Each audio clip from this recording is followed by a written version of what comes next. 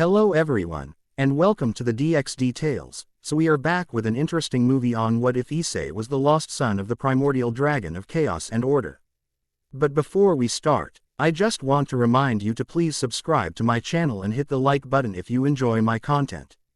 Let's start the story. Chapter 1. Awakening Lineage. The dreams always began the same way. Issei Hyodo floated in a vast emptiness, neither light nor darkness but something that existed before either concept. Around him, impossible geometries formed and dissolved, reality itself breathing like a living thing. Tonight's dream felt different, though sharper, as if the barrier between sleep and wakefulness had worn dangerously thin. Again you come to the void between worlds, little fragment. A voice resonated, not in his ears but directly in his mind. How much longer will you deny what pulses in your veins? Issei tried to respond, but his voice scat, read into motes of light that spiraled into the distance. The vastness shifted, revealing a colossal serpent whose scales refracted existence itself, each one containing galaxies, dimensions, possibilities.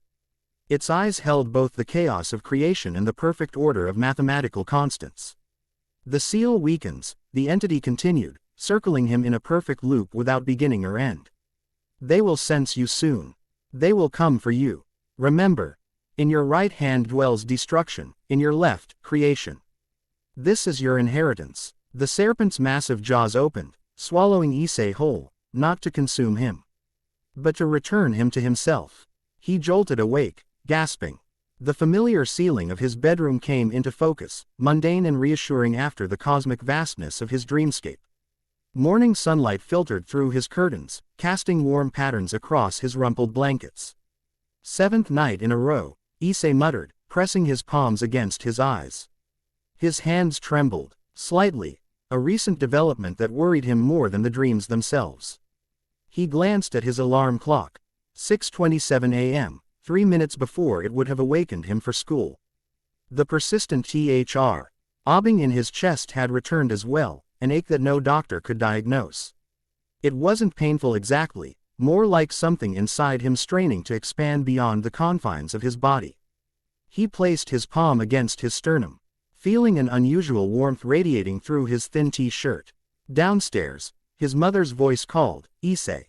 Breakfast is ready." "Coming," he replied, forcing himself into his morning routine.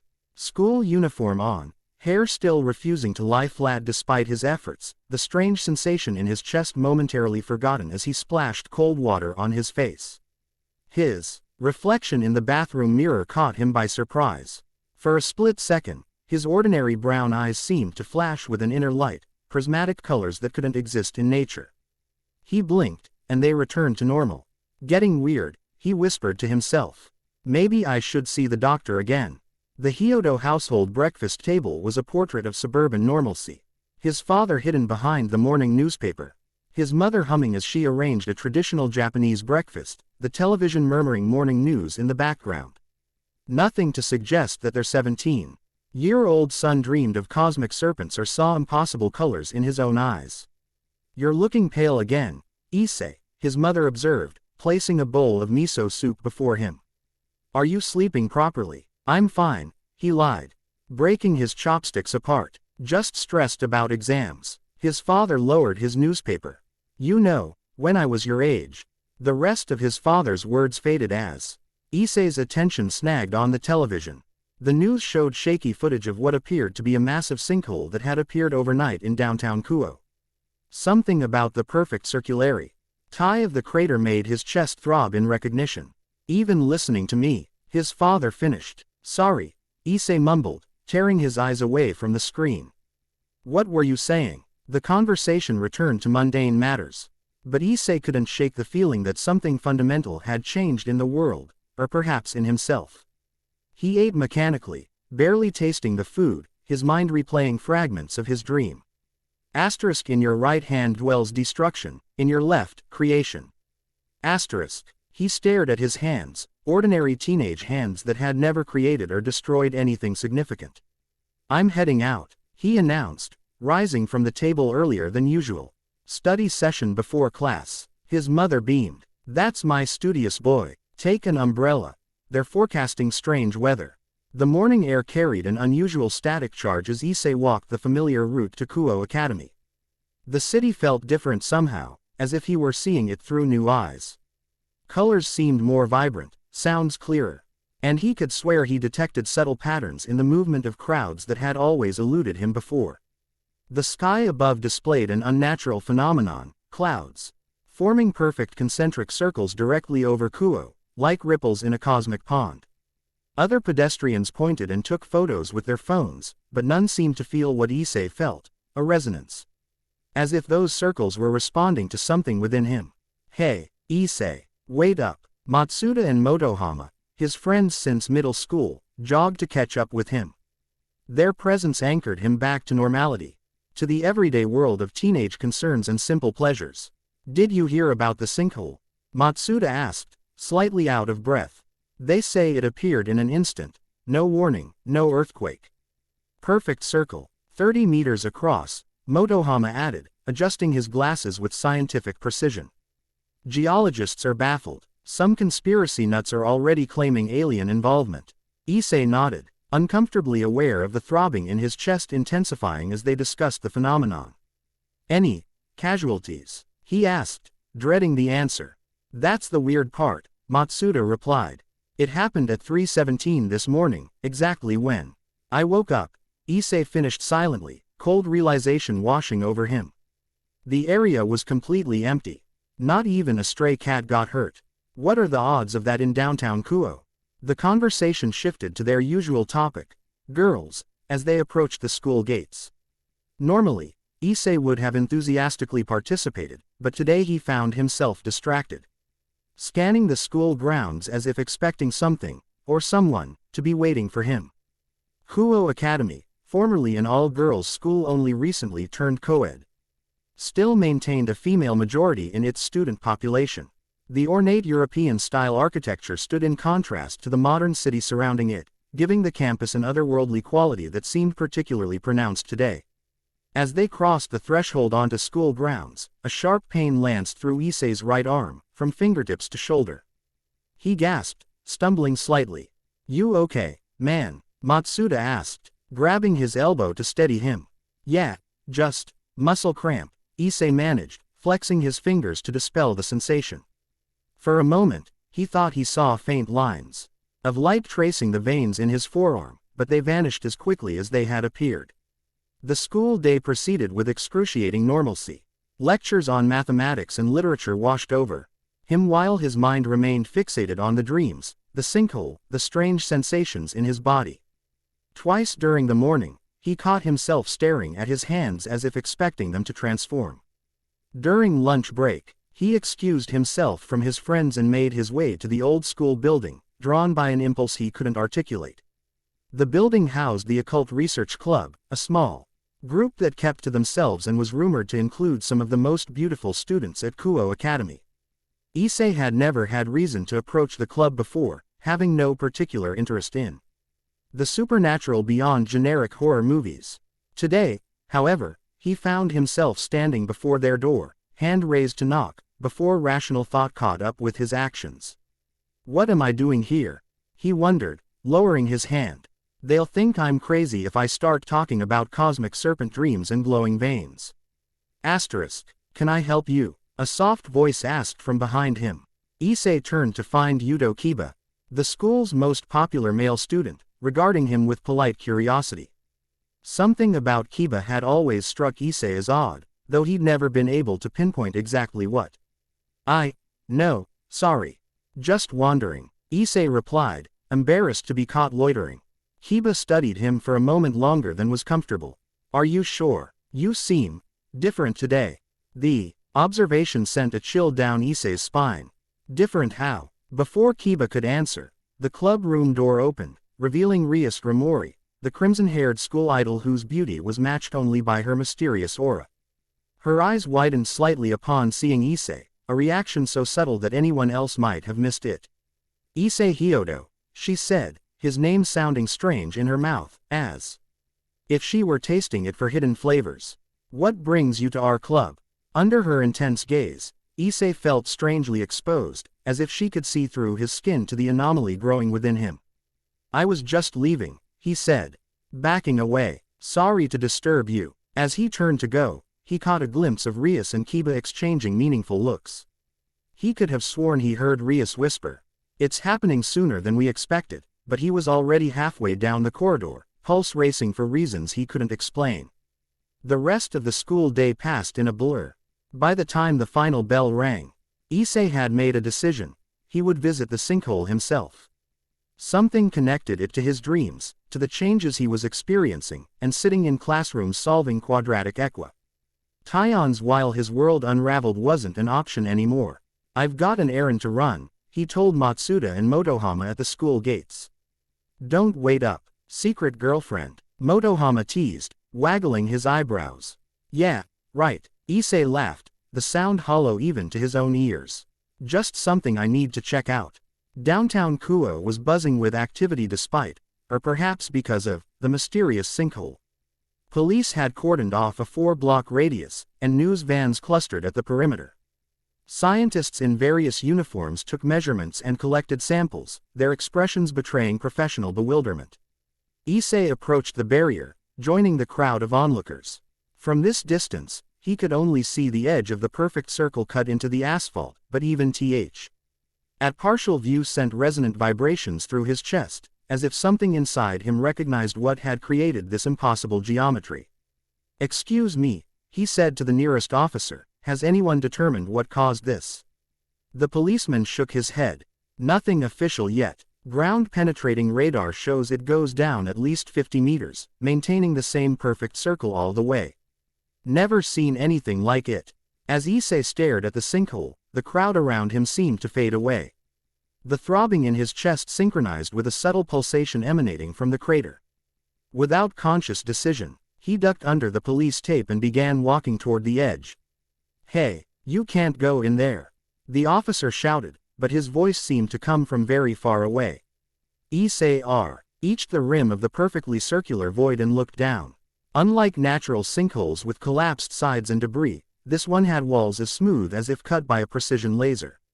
At the bottom, barely visible in the shadows, something gleamed, a small object catching the late afternoon light.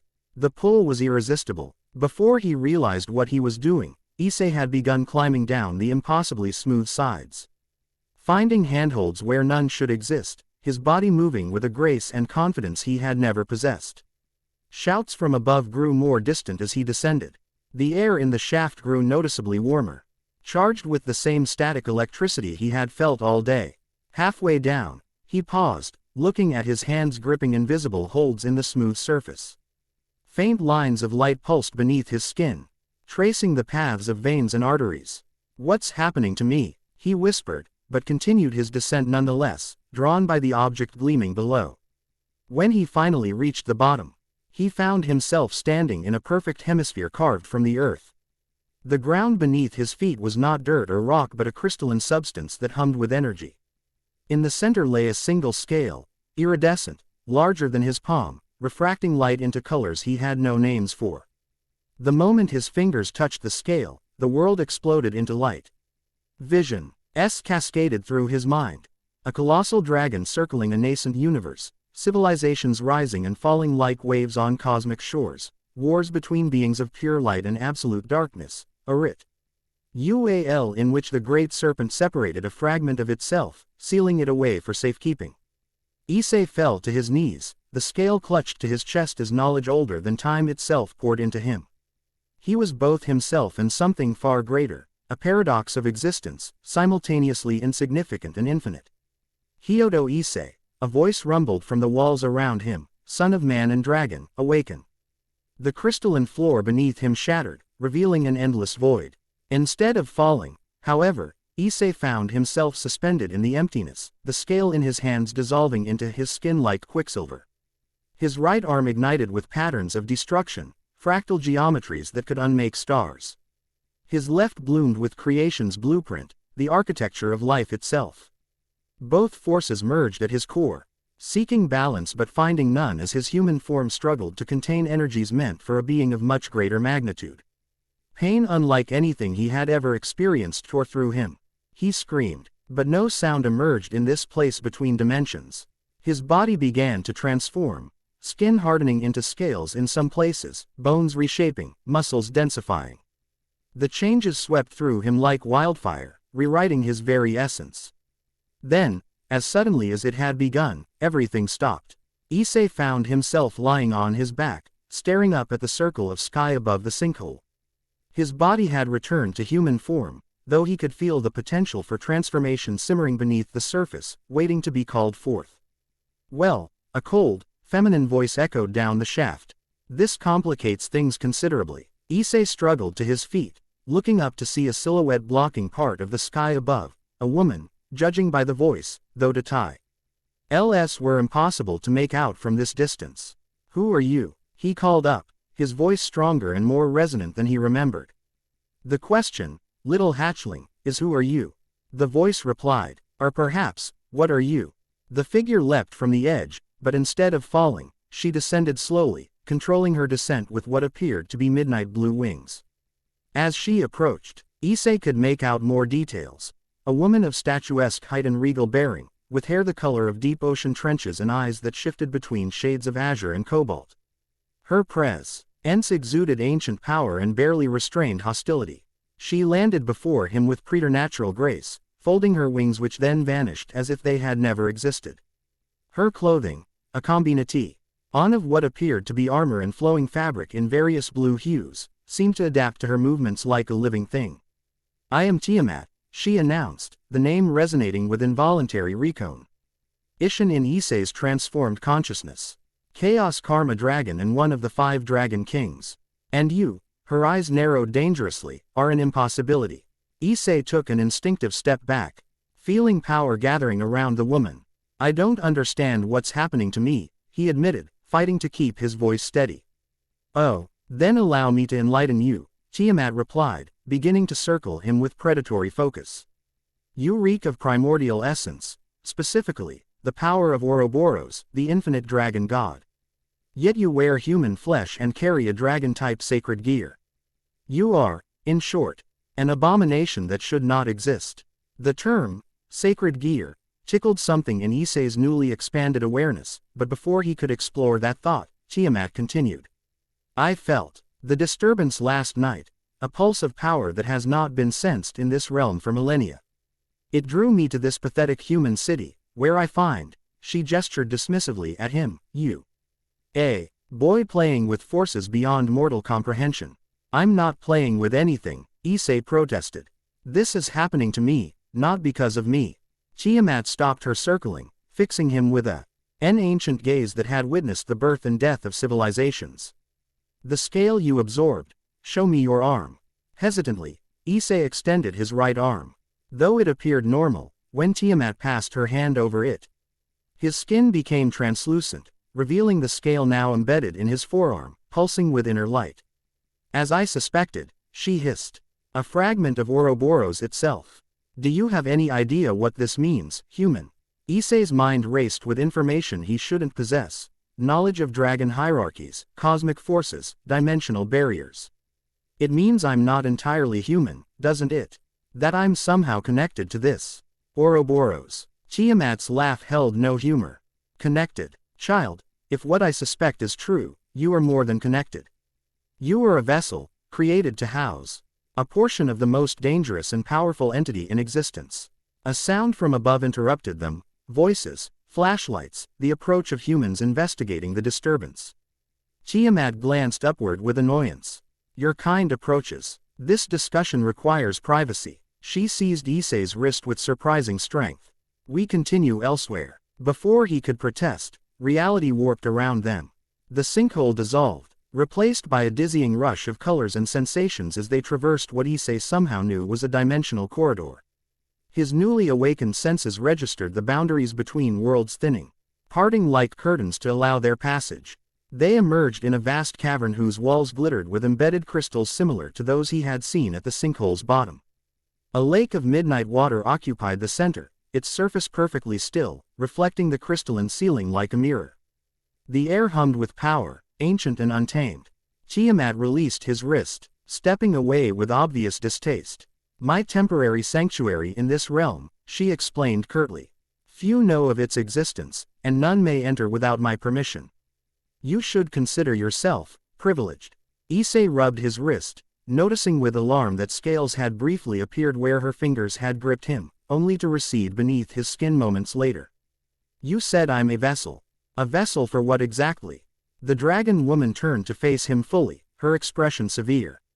Long before humans crawled from the primordial ooze, before angels and devils established their domains, there existed beings of pure concept, embodiments of universal constants.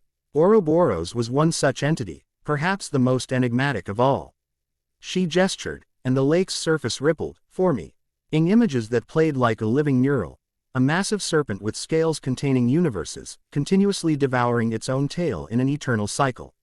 Ouroboros represented both infinite chaos and perfect order, the destruction that enables creation, the ending that precedes beginning. Unlike other primordials who chose sides in cosmic conflicts, Ouroboros remained neutral, maintaining the balance between opposing forces. The water showed scenes of epic battles between beings of light and darkness, with the great serpent circling the conflicts but never participating directly.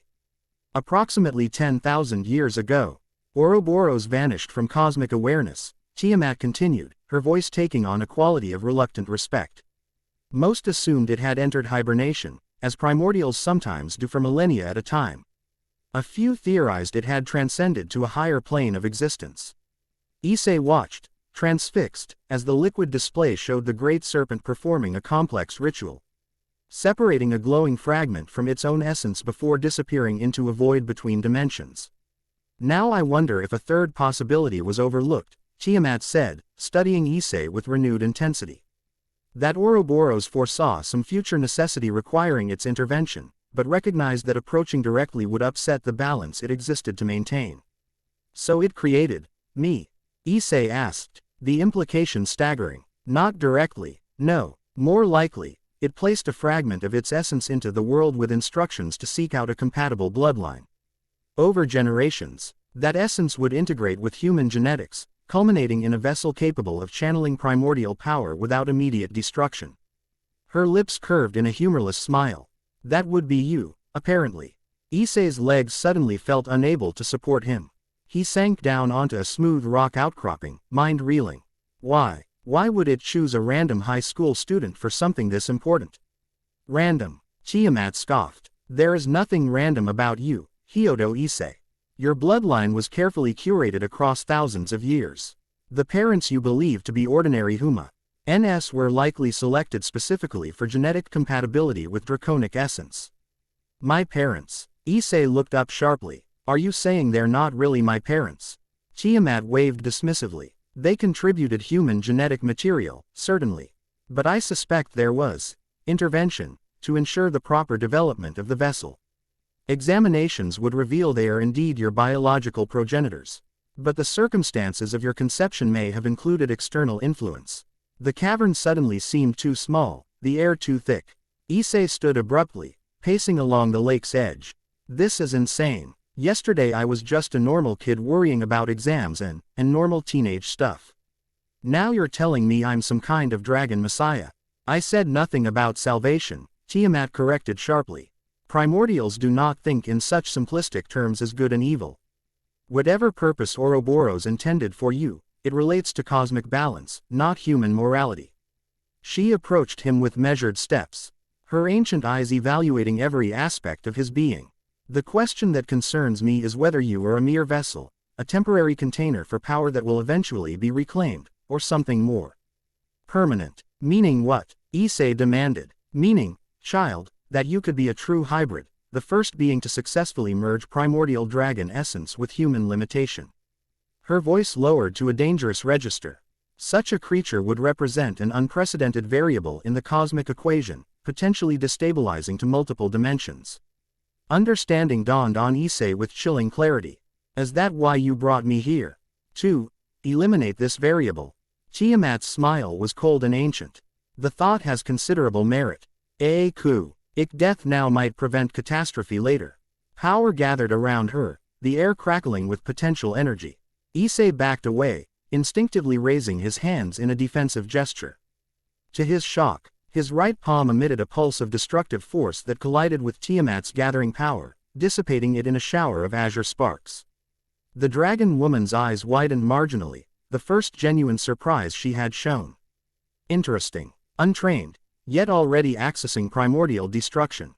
I don't want to fight you, Issei said, staring at his palm in disbelief. I just want to understand what's happening to me. Fighting me would be suicide, Tiamat stated matter-of-factly. Though I admit, the damage you might cause in your death throes gives me pause. She circled him again, this time with a more analytical eye. Perhaps elimination is premature. Observation might prove more prudent, at least until your nature fully manifests. So you're not going to kill me? Issei asked, not lowering his guard. Not immediately, Tiamat replied with a shrug that somehow managed to appear both casual and imperial. You have awakened to your power, but have not yet learned to control it. In your current state, you are more likely to destroy yourself than threaten cosmic order. She gestured to the lake, which rippled again to show images of the sinkhole in Kuo. That disturbance was merely the result of your unconscious power seeking the fragment that called to it. Imagine the devastation should you experience strong emotion or deliberate intent. The implications hit Issei like a physical blow.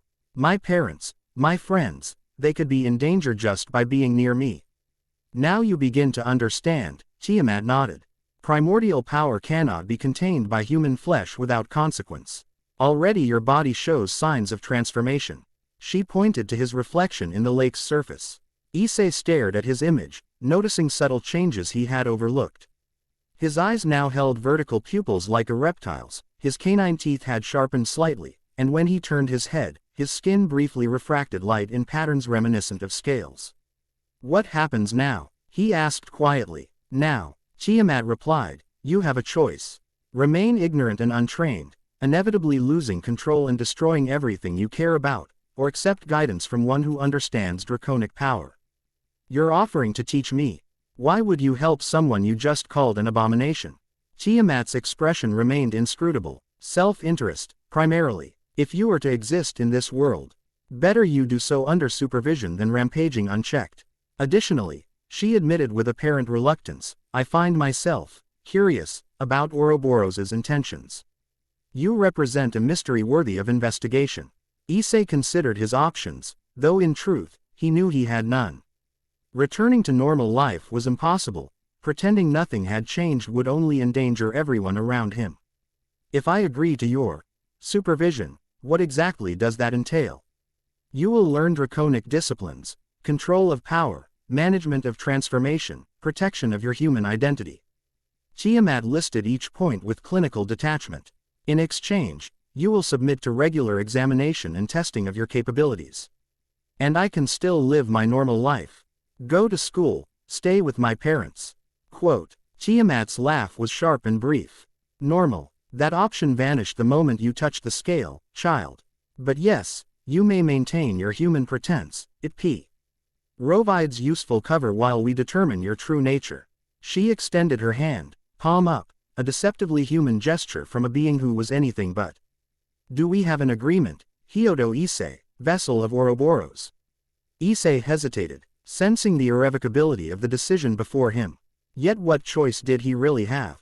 If Tiamat spoke the truth, his very existence endangered those he cared about unless he learned control.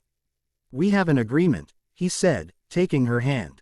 The moment their palms touched, energy surged between them, a binding pact inscribed not in words but in power itself.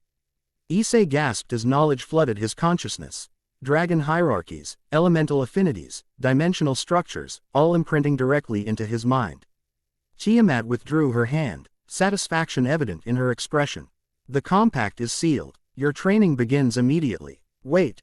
Immediately. Issei protested. I need to get home. My parents will worry. Time flows differently in this sanctuary, Tiamat interrupted. What feels like hours here will be moments in your world. Besides, she added with a predatory smile, we must address the most pressing concern first. Which is, stabilizing your transformation. Of course. She gestured at his arms, which Issei realized with horror were now covered in iridescent scales that spread visibly up toward his shoulders. Your physical form is fluctuating between human and draconic. Without immediate intervention, the process will become irreversible.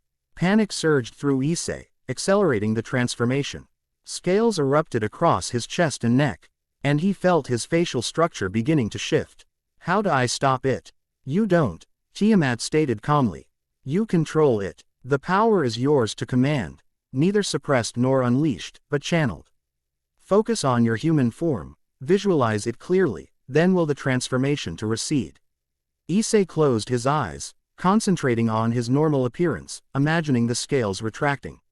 His features returning to human standard. Nothing happened. If anything, the transformation accelerated, power surging unchecked through his system.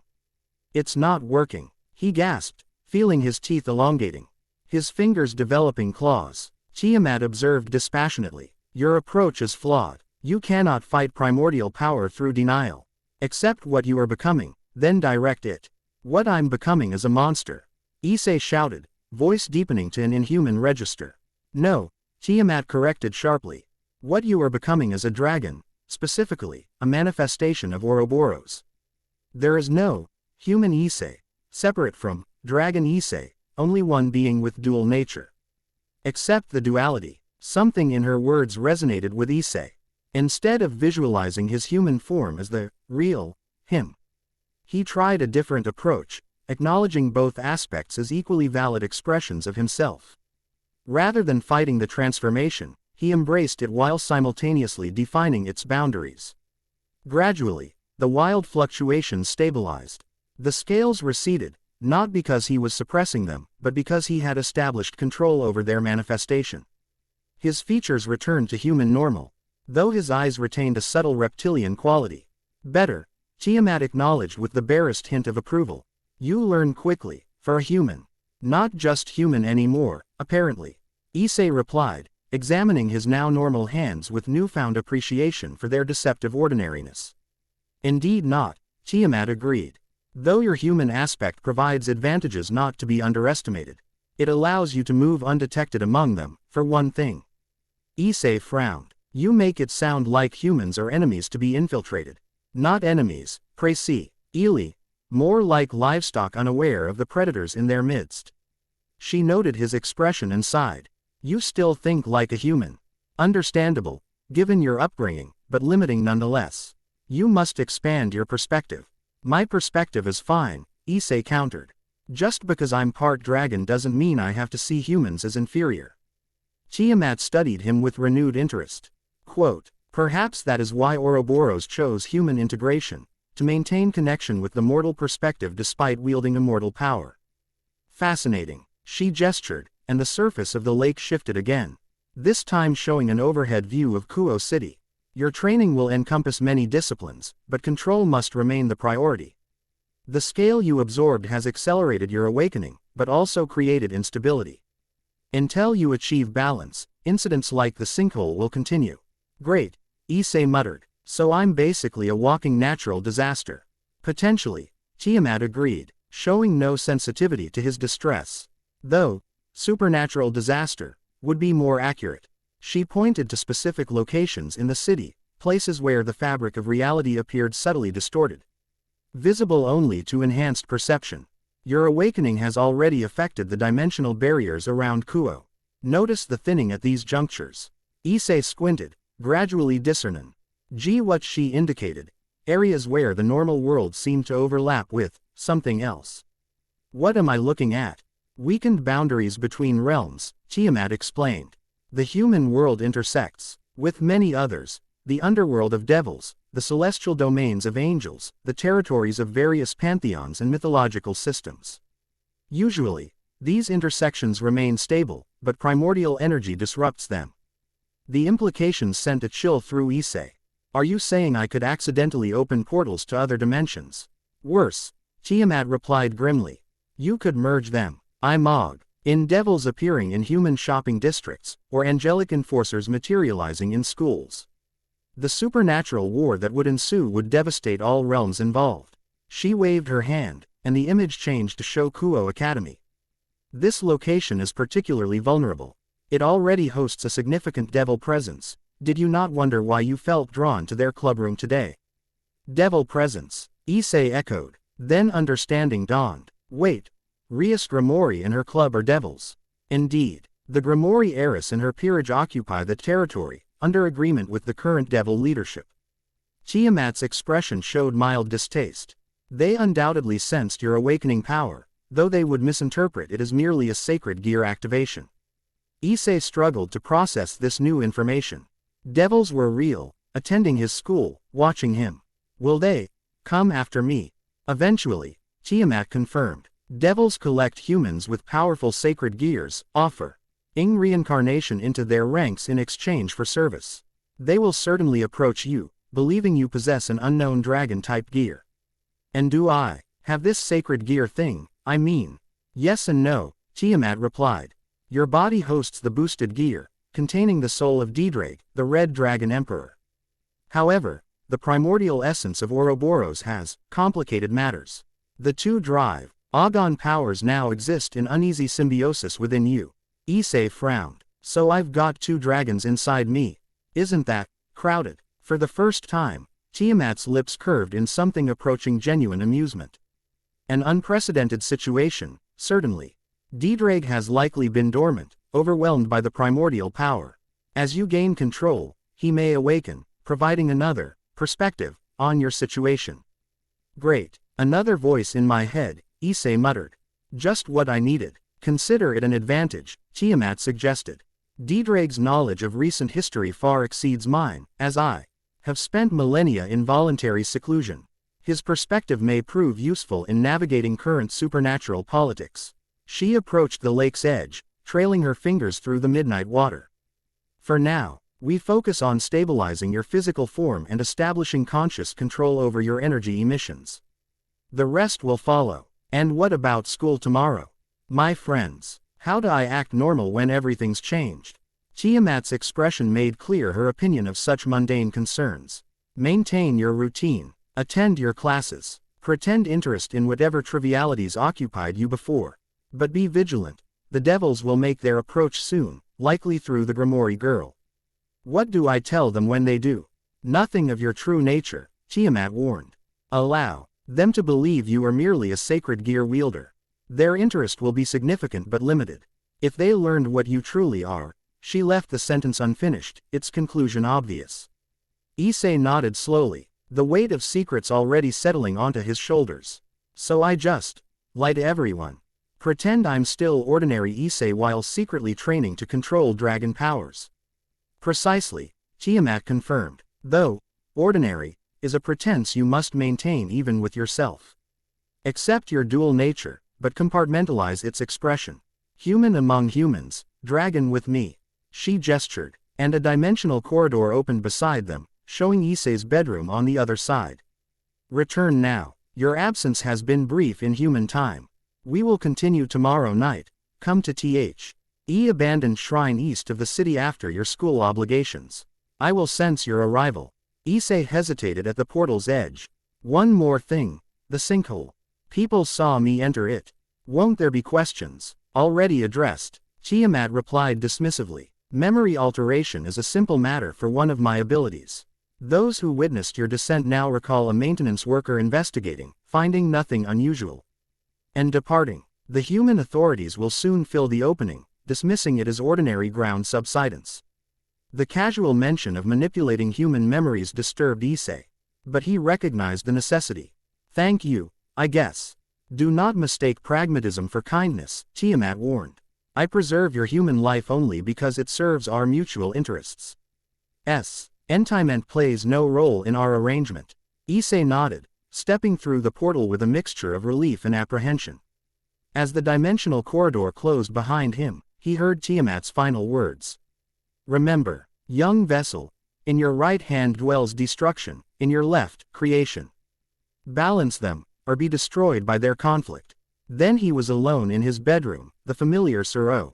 Ing suddenly feeling alien after his glimpse of cosmic realities. The digital clock by his bed showed only 20 minutes had passed since he had left the sinkhole site, 20 minutes during which his entire understanding of reality had been irreversibly transformed. He sank onto his bed, staring at his ordinary-looking hands. In his right, destruction. In his left, creation. Powers that could unmake or reshape reality itself. Hidden beneath unassuming teenage skin. Issei. His mother's voice called from downstairs. Phone call for you. It's Matsuda asking about tomorrow's assignment. Coming. He replied automatically. The mundane interruption almost comically incongruous with his internal turmoil. As he stood to answer the call, Issei caught his reflection in his bedroom mirror. For just an instant, his eyes flashed with prismatic light, and the shadow cast on the wall behind him wasn't that of a 17-year-old boy, but of a serpent consuming its own tail, the eternal Ouroboros. Awakening within its chosen vessel. Balance, he whispered to himself, forcing his features back to normal through newly learned control. I can do this. But as he descended the stairs to take the call, pretending nothing had changed, Issei Hyodo couldn't shake the feeling that balance would prove far more elusive than Tiamat suggested, especially once the devils made their move. #CH. After 1 end #Chapter 2, Fractured Reflections. Morning light filtered through Issei's bedroom curtains, fragmenting into prismatic patterns across his ceiling. He'd spent the night tossing between consciousness and dreams filled with cosmic serpents and endless void spaces. When his alarm finally blared, he'd been awake for hours, staring at his hands and occasionally watching scales ripple beneath his skin before fading away. Control, he whispered, remembering Tiamat's instructions. Accept both aspects as equally valid expressions. He closed his eyes, focusing on the dual energies within him, the familiar warmth of Didrake, still dormant but present, and the vast, cold power of Ouroboros that simultaneously felt ancient and newborn. The combination produced turbulent interference patterns in his aura, like waves colliding from opposite shores. When he opened his eyes, the mirror across his room showed his completely normal human appearance, an illusion now, he realized, but one he needed to maintain. The boy in the reflection looked tired but ordinary. No one would suspect that beneath that unremarkable exterior lurked enough power to puncture reality. Issei. His mother's voice drifted upstairs. Breakfast. You'll be late for school. School. Devils. Rias Grimori and her club. The thought sent a nervous jolt through him, momentarily disrupting his control. A brief flick. Curve of scales appeared along his forearm before he hastily reasserted his human aspect. Coming. He called, throwing on his uniform with clumsy urgency. Downstairs, his parents enacted their daily morning ritual, father behind newspaper, mother cheerfully arranging breakfast dishes. Neither showed any sign of recognizing him as anything other than their perfectly ordinary son. Either Tiamat was correct about memory alteration, or his parents truly were oblivious to yesterday's events. The news says they're filling in that strange sinkhole downtown, his father commented, folding his newspaper. Engineers are calling it an isolated incident, something about old sewer tunnels collapsing. Issei nearly choked on his rice. Really? That's good to hear. Did you go see it yesterday? His mother asked, refilling his tea. I heard many students were going after school. No, Issei lied, avoiding eye contact. Just went to the arcade with Matsuda and Motohama. His mother smiled approvingly. Such nice boys. Speaking of friends, a girl called for you this morning while you were in the shower. Issei's chopsticks froze halfway to his mouth. A girl? Who? She didn't give her name, his mother replied, clearly delighted by this development. Just said she was a classmate and would see you at school. Very polite voice. The rice in Issei's mouth turned to ash. A devil, Ost certainly. Rias or someone from her club, initiating contact sooner than expected. Tiamat had warned him this would happen, but he hadn't anticipated their interest manifesting so quickly.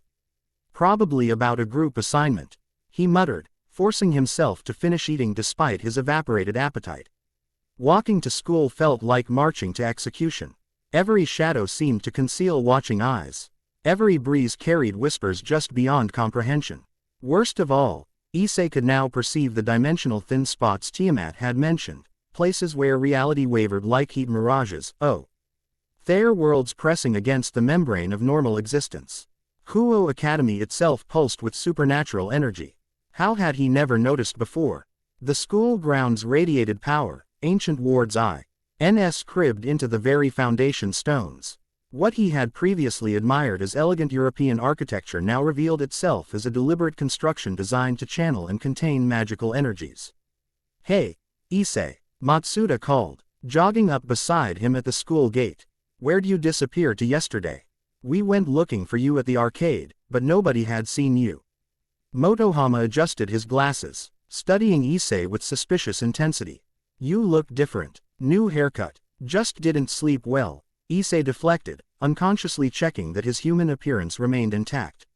And yesterday I, decided to go home instead. Wasn't feeling great. Well, you missed the excitement, Matsuda continued as they walked toward the school building. Rias-senpai was asking about you during club hours. Issei nearly tripped on a perfectly flat section of pavement.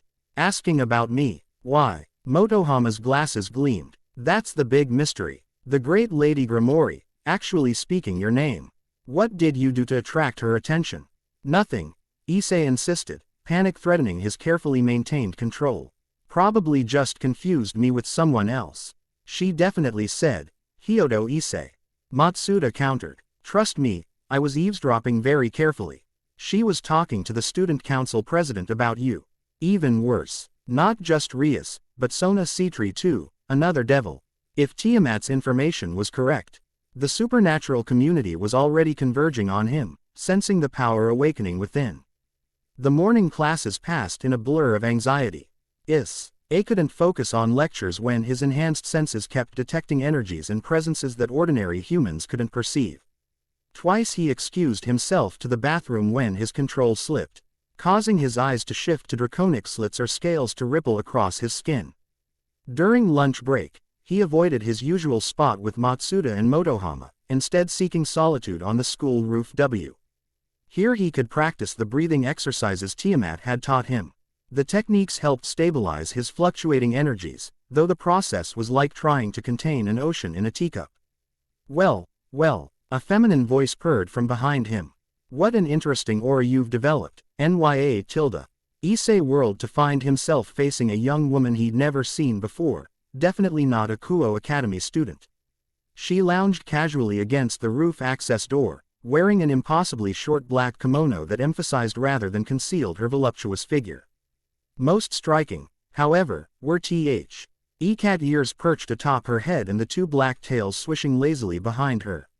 Who are you? Issei demanded, instinctively shifting into a defensive stance.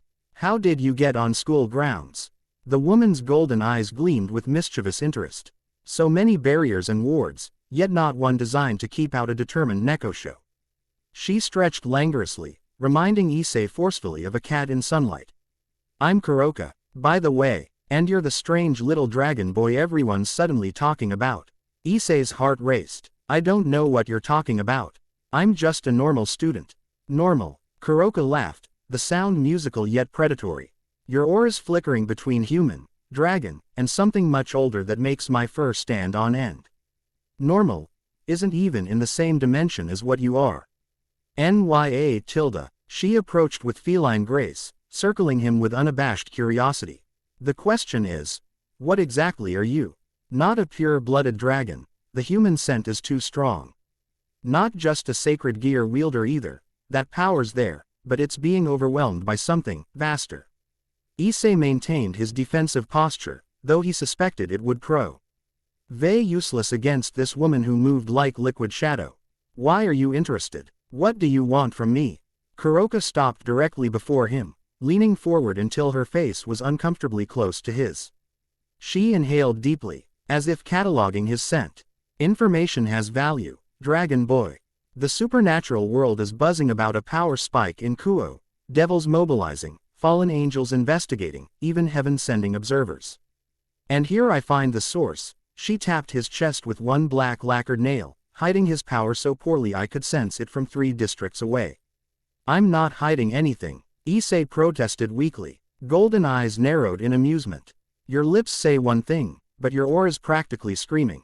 Someone's taught you basic containment, but you're leaking power like a broken faucet. She tilted her head, ears twitching. Curious, though, your energy feels almost familiar somehow. Before Issei could respond, Kuroka's entire demeanor changed. Her ears flattened against her head, and she leapt backward with inhuman speed. Company coming, she hissed. And not the friendly sort. The air temperature dropped suddenly, frost forming on the roof's concrete surface. Three figures materialized from rippling distortions, two men and a woman, all wearing identical white robes embroidered with geometric patterns. Their faces remained partially cons, allied by silver masks shaped like stylized clock faces, revealing only their mouths and eyes. Nekosho, the woman addressed Kuroka coldly, your presence is unwelcome. This matter does not concern your kind. Kuroka's tails bristled. I found him first. Whatever you're selling, I'm not interested in sharing, Nya tilde. The tallest man stepped forward, ignoring Kuroka to focus on Issei. Vessel of disruption, he intoned formally. We come as representatives of the Equilibrium Conclave. Your awakening has been noted.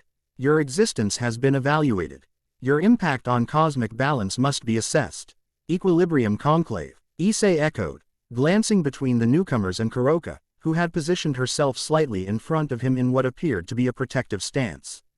Balance fanatics, Kuroka muttered over her shoulder. Obsessed with maintaining the status quo between different factions and powers. They consider themselves cosmic accountants, making sure no side gets too powerful. The woman in white raised her hand, revealing intricate silver machinery embedded in her palm, gears and dials that moved with impossible complexity. The vessel speaks with ignorance. We are the maintainers of universal equilibrium. Existing beyond factional concerns, all forces must remain in balance, creation and destruction, order and chaos, light and darkness.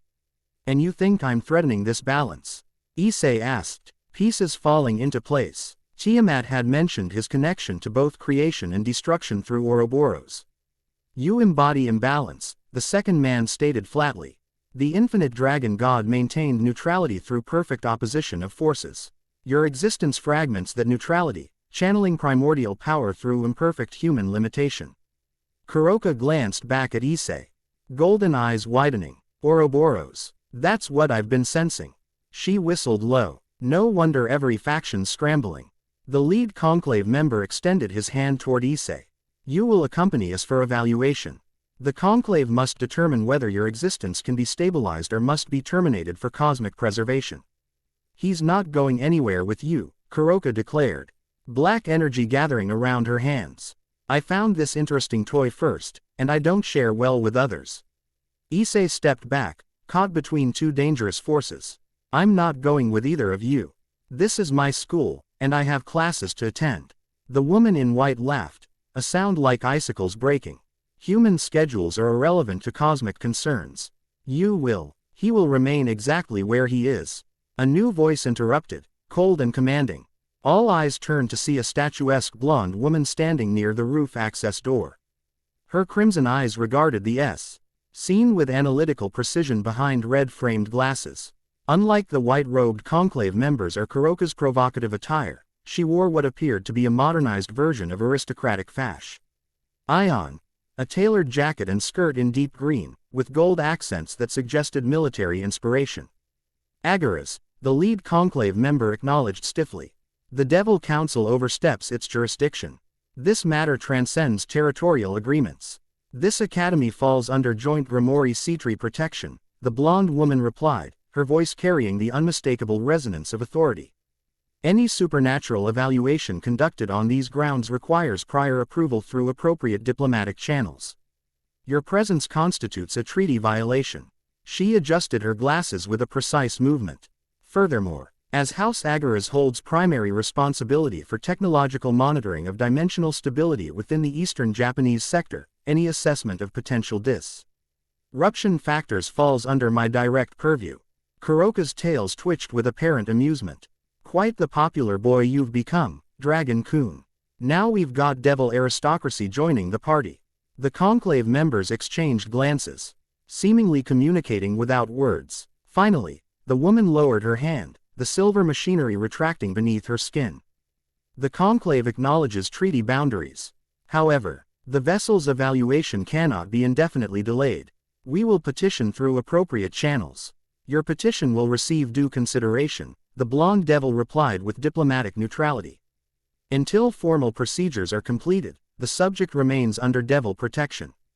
With visible reluctance, the conclave members stepped backward, fading into rippling distortions that closed behind them like sealing wounds in reality.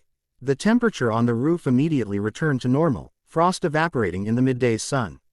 Well, that was almost interesting, Kuroka remarked, stretching casually. I suppose you'll claim devil jurisdiction over the dragon boy now, Sikvera Agaras. The blonde devil, Sikvera, turned her crimson gaze to Kuroka. Your presence is equally unauthorized. Stray Nekosho. Diplomatic courtesy extends only to recognized faction representatives. Kuroka's smile revealed slightly elongated canines. I don't recall asking for courtesy, devil. Besides, she sidled closer to Issei, draping an arm around his shoulders. We were having such a nice conversation before being so rudely interrupted.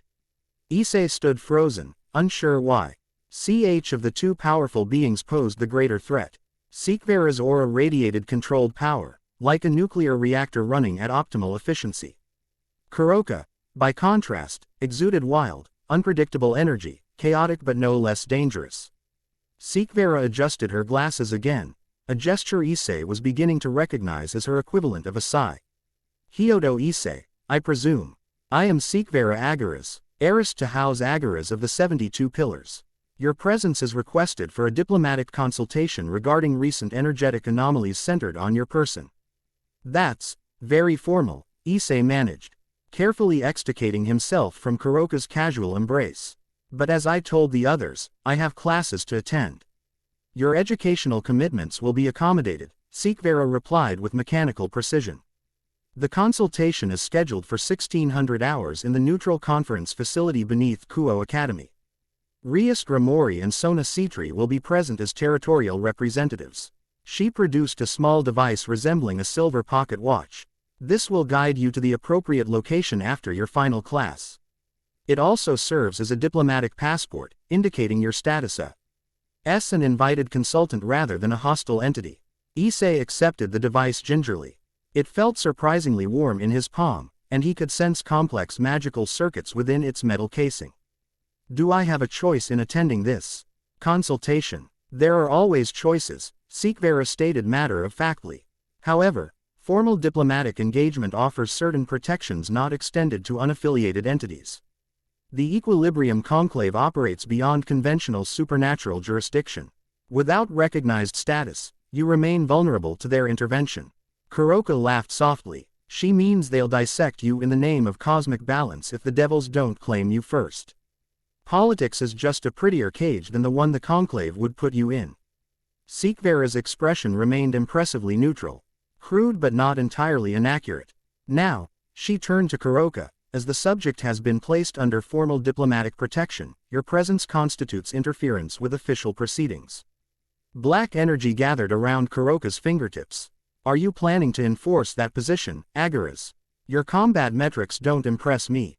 Combat is unnecessary and inefficient. Sikvera replied coolly. I merely inform you that the area is now under enhanced surveillance. Your sister's current status with her master could be complicated by your unauthorized presence near a diplomatic asset. Quote, Kuroka's playful demeanor vanished instantly, replaced by cold fury. Leave Sharon out of this, devil. Then we understand each other, Sikvera nodded slightly. Good day, Kuroka of the Forbidden Arts. I trust you can find your own way off Academy grounds. For a tense moment, Issei thought Kuroka might attack despite the threat. Instead, her shoulders relaxed, and her mocking smile returned, though it no longer reached her eyes. This isn't finished, Devil Princess, she purred, before turning to Issei. We'll continue our chat another time, Dragon Boy. You're far too interesting to ignore.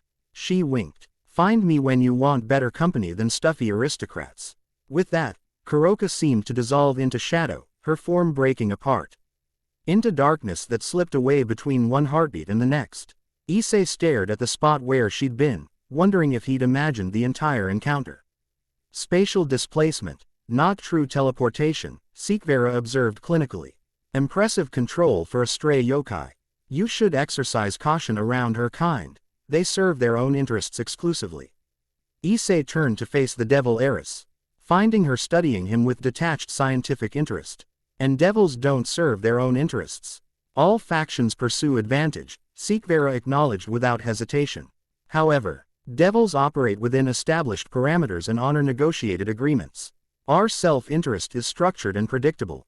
The Nekosho follows no such constraints. She checked an elegant timepiece on her wrist.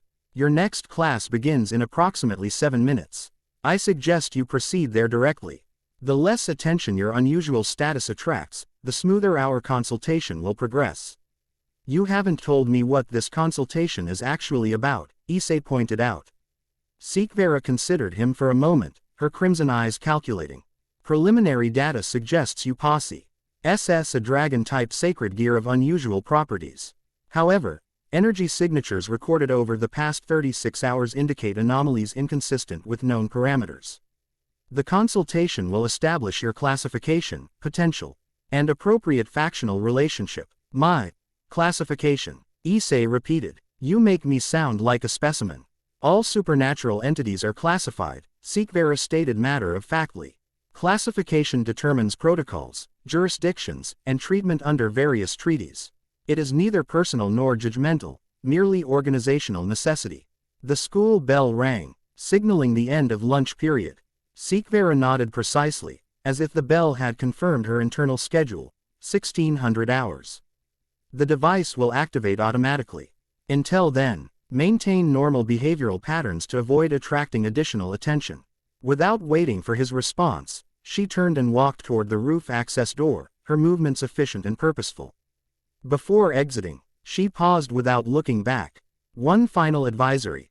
The Equilibrium Conclave rarely abandons a target once identified. Exercise extreme caution until formal protection status is established. Then she was gone, leaving Issei alone on the rooftop with a silver pocket watch and the distinct impression that his life had just become exponentially more complicated. The afternoon classes crawled by with excruciating slowness. Issei made a show of taking notes while his mind raced through the morning's encounters. Nekosho, Equilibrium Conclave, Devil Aristocracy, the supernatural world was already converging around him, drawn by the power he barely understood himself. Most concerning was the revelation about Ouroboros. Kuroka had immediately recognized the signature once it was mentioned, which meant his connection to the primordial dragon wasn't as obscure as Tiamat had implied. If knowledge of his true nature spread too widely, too quickly. His right hand clenched involuntarily, and for a horrifying moment, destructive energy gathered in his palm, invisible to human eyes but potent enough to disintegrate his desk. Issei hastily dispersed the power, forcing his breathing to slow as he applied Tiamat's control techniques. Mr. Hyodo, his mathematics teacher called. Perhaps you'd care to solve this equation for us. Issei stared at the complex formula on the blackboard, momentarily panicked, then realized with shock that he understood it perfectly. The primordial knowledge flowing into his consciousness apparently extended to mathematics, the patterns and relationships between numbers suddenly appearing as clear as daylight. The answer is the square root of 27 plus 4, he replied confidently, then blinked in surprise at his own response. The teacher raised an eyebrow. Correct. I'm pleased to see you paying attention for once. His classmates turned to stare, equally shocked by his uncharacteristic academic performance. Issei sank lower in his seat, adding, unexplained intelligence, to his growing list of transformations requiring careful concealment. When the final bell rang at 15:30, Issei gathered his belongings with deliberate normalcy. Head home without me, he told Matsuda and Motohama. Got some makeup work to finish in the library. Again, Motohama questioned suspiciously. What's really going on with you, Issei? First Rias-senpai asks about you, then you disappear during lunch, and now you're suddenly answering complex math questions correctly. Nothing's going on, Issei insisted, avoiding eye contact. Just trying to improve my grades. Matsuda clapped him on the shoulder. Well, whatever you're up to, don't forget the code. Brothers share all discoveries, especially those involving beautiful women. There are no women involved, Issei lied, thinking of Tiamat, Kuroka, and Sikvera, all definitely qualifying as beautiful, and all definitely dangerous. He waited in an empty classroom until his friends departed, then pulled out the silver device Sikvera had given him. As predicted, at exactly 1600, it hummed to life, emitting a soft blue glow. The cover opened automatically, revealing not a clock face but a miniature three-dimensional map of Kuo Academy, with a pulsing light indicating his destination. Issei followed the device's guidance to a section of the old school building he'd never noticed before, a corridor that seemed to exist in architectural blind spots, invisible unless approached from a specific angle with specific intent. The corridor ended at an ornate door bearing symbols from multiple mythological traditions arranged in perfect symmetry. The pocket watch vibrated in his hand as he approached the door, which swung open silently at his proximity. Beyond lay a conference room that defied the building's apparent dimensions, far larger inside than outside, with a circular table of polished black stone surrounded by 12 high-backed chairs. The ceiling displayed a slowly rotating model of what appeared to be the solar system, though Issei counted several planets that definitely weren't part of any astronomy lesson he'd ever had. 4 of the chairs were already occupied. Rias Gramori sat directly opposite the entrance, her crimson hair cascading over the shoulders of her Kuo Academy uniform. To her right sat a severe-looking girl with short black hair and glasses, Sona Citri. The student council president, Sikvera Agaras, occupied a position to Rias's left, now wearing what appeared to be formal devil attire, elaborate golden epaulettes adorning her green jacket. The 4th occupant, a silver-haired woman in a maid's uniform, stood rather than sat, her position suggesting a role as attendant rather than participant. Hyodo Issei. Rias greeted him with practiced charm. "Thank you for joining us. Please, take the seat at the apex position." She indicated the chair directly facing her across the table.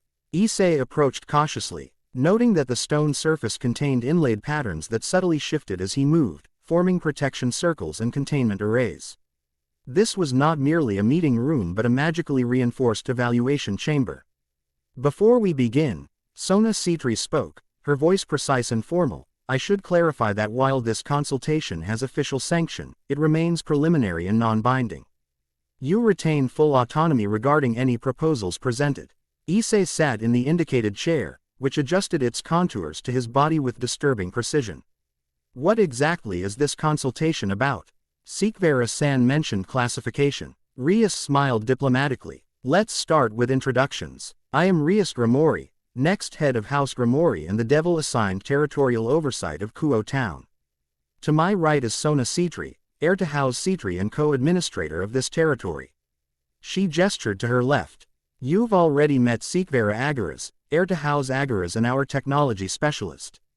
And standing behind me is Graphia Lucifuge, queen to my brother Sirzex Lucifer and observer for the current Mao administration."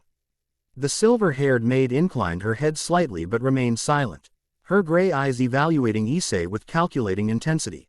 Rias continued smoothly, "We have been monitoring unusual energy signatures emanating from you for approximately 72 hours. With significant spikes occurring yesterday afternoon. These signatures suggest the presence of a dragon-type sacred gear, though the particular readings are atypical. Classification becomes necessary," Sikvera interjected, "when energy patterns exceed standard parameters. Conventional sacred gear awakenings follow predictable progression curves. Yours does not." Sun adjusted her glasses, a gesture remarkably similar to Sikvera's habitual movement. "To be direct, Hyodo-kun, we believe you possess a Longinus-class sacred gear, specifically the boosted gear containing the Welsh Dragon Emperor." D-Drake. Issei maintained a carefully neutral expression, though internally he reeled at their accurate identification of half his supernatural nature. Tiamat had mentioned D-Drake, the dormant dragon overwhelmed by Ouroboros' power. The devils had detected his presence but remained unaware of the primordial dragon essence also residing within him. "I don't know anything about sacred gears or dragon emperors," he replied, deciding that partial honesty might serve better than complete fabrication. "Things have been happening that I don't understand, but no one's explained what a sacred gear actually is." Rias's expression softened with what appeared to be genuine sympathy. "Sacred gears are divine artifacts created by the biblical God, implanted in humans with the potential for greatness. Each contains unique abilities, and some, like the Longinus class, house the souls of powerful beings. The boosted gear contains D-Drake, one of the 2 heavenly dragons. If I have this boosted gear," Issei asked carefully, "why can't I see or use it?" "Sacred gear manifestation varies by individual," Sikvera explained, producing a small device that projected holographic data above the table. "Your readings suggest partial awakening, enough to trigger energy emissions but insufficient for conscious control. This aligns with observed patterns in Cred gear wielders experiencing traumatic catalysts. Issei wondered if his encounter with the Ouroboros scale qualified as a traumatic catalyst. Before he could formulate a response, Sona leaned forward slightly. Hyodo-kun, the reason for this consultation extends beyond mere classification. The awakening of a Longinus class sacred gear in Devil territory represents both opportunity and concern. Various factions will inevitably take interest in your development, some with less benevolent intentions than others. Like the Equilibrium Conclave, Issei suggested, watching their reactions. The temperature in the room seemed to drop several degrees. Graphia, the silent observer, spoke for the first time, her voice carrying subdued power. You've encountered the conclave already. When and under what circumstances? Issei described the rooftop confrontation, noting the increasing concern in the devil's expressions as he recounted the conclave's statements about cosmic balance and their intention to evaluate him. This accelerates our timeline considerably, Rias stated, exchanging glances with Sona. The conclave operates outside conventional factional agreements. Their intervention suggests your power signature exceeds even our initial estimates. Which brings us to our proposal, Sona continued seamlessly. As territorial administrators, we can offer you formal protection status within Devil jurisdiction. This would deter most unauthorized interventions, including those of the conclave, who generally respect established territorial claims. Issei frowned slightly. What does protection status entail exactly? What would you expect in return? Direct inquiry. Efficient, Sikvera noted with apparent approval. Protection status provides security, training resources, and diplomatic standing within supernatural society. In exchange, the protected entity maintains factional loyalty and contributes according to their abilities. You're offering to make me a devil, Issei translated. Remembering Tiamat's warnings about reincarnation offers. Rias smiled, neither confirming nor denying his interpretation. We're offering options for your consideration. Full reincarnation into a peerage would provide the strongest protection and greatest access to training resources. However, alternative arrangements exist for those who prefer maintaining their and status while enjoying limited protections. The immediate concern, Sona added pragmatically, is preventing the Equilibrium Conclave from removing you for evaluation, a process few subjects survive intact. Even temporary alignment with Devil authority would significantly reduce that risk. Graphia moved forward slightly, her presence somehow dominating the room despite her servant's attire. It should be noted that the unusual nature of your power signature has attracted attention beyond local administration. The current Mao leadership has expressed personal interest in your development. Issei sensed the subtle power dynamics shifting at this statement. Both Rias and Sona straightened slightly, while Sikvera's expression remained calculatedly neutral. What I don't understand, Issei said carefully, is why devils would offer protection to someone with a divine artifact created by the biblical God. Aren't angels and devils enemies? A moment of silence followed before Rias responded. The old enmities have evolved in recent centuries. The Great War ended with all factions significantly weakened. Current diplomatic policy favors stability over conquest. Additionally, Sikvera added, sacred gear wielders have historically served in all factions. The gears themselves are neutral tools whose allegiance follows their wielders' choices. Issei nodded slowly, absorbing this information while carefully concealing his awareness of his dual draconic nature. The devils believed they were recruiting a potential Longinus wielder, valuable but comprehensible within their worldview. If they discovered his connection to Ouroboros. I appreciate the offer, he said finally, but this is happening very quickly. I need time to consider my options. A reasonable request, Sona acknowledged, though her tone suggested she found delays inefficient. However, the conclave's involvement necessitates some immediate protective measures. Sikvera reached a small case beside her chair and withdrew what appeared to be a silver bracelet inscribed with intricate runes. This warding device will mask your energy signature while inactive, reducing the probability of unauthorized detection. It also contains an emergency beacon linked directly to devil response protocols. She slid the bracelet across the table. Wearing this constitutes neither accept ants of protection status nor factional allegiance. It merely establishes a temporary diplomatic courtesy extending until your final decision. Issei examined the bracelet cautiously. His enhanced NSES detected complex magical circuits woven through the metal, primarily defensive and concealment spells, but also monitoring functions that would track his movements and power fluctuations. It was both protection and surveillance in one elegant package. And if I decline even this temporary measure? He asked. Graphia answered, her voice neutral but carrying unmistakable gravity. Then you proceed entirely at your own risk, with no diplomatic standing should the conclave or other factions attempt intervention. The choice remains yours, Hyodo Issei, but few unaligned sacred gear wielders survive long without protection. Put that way, Issei realized he had little practical choice. The bracelet at least bought him time without committing to devil reincarnation. He reached for the silver band, sliding it onto his left wrist.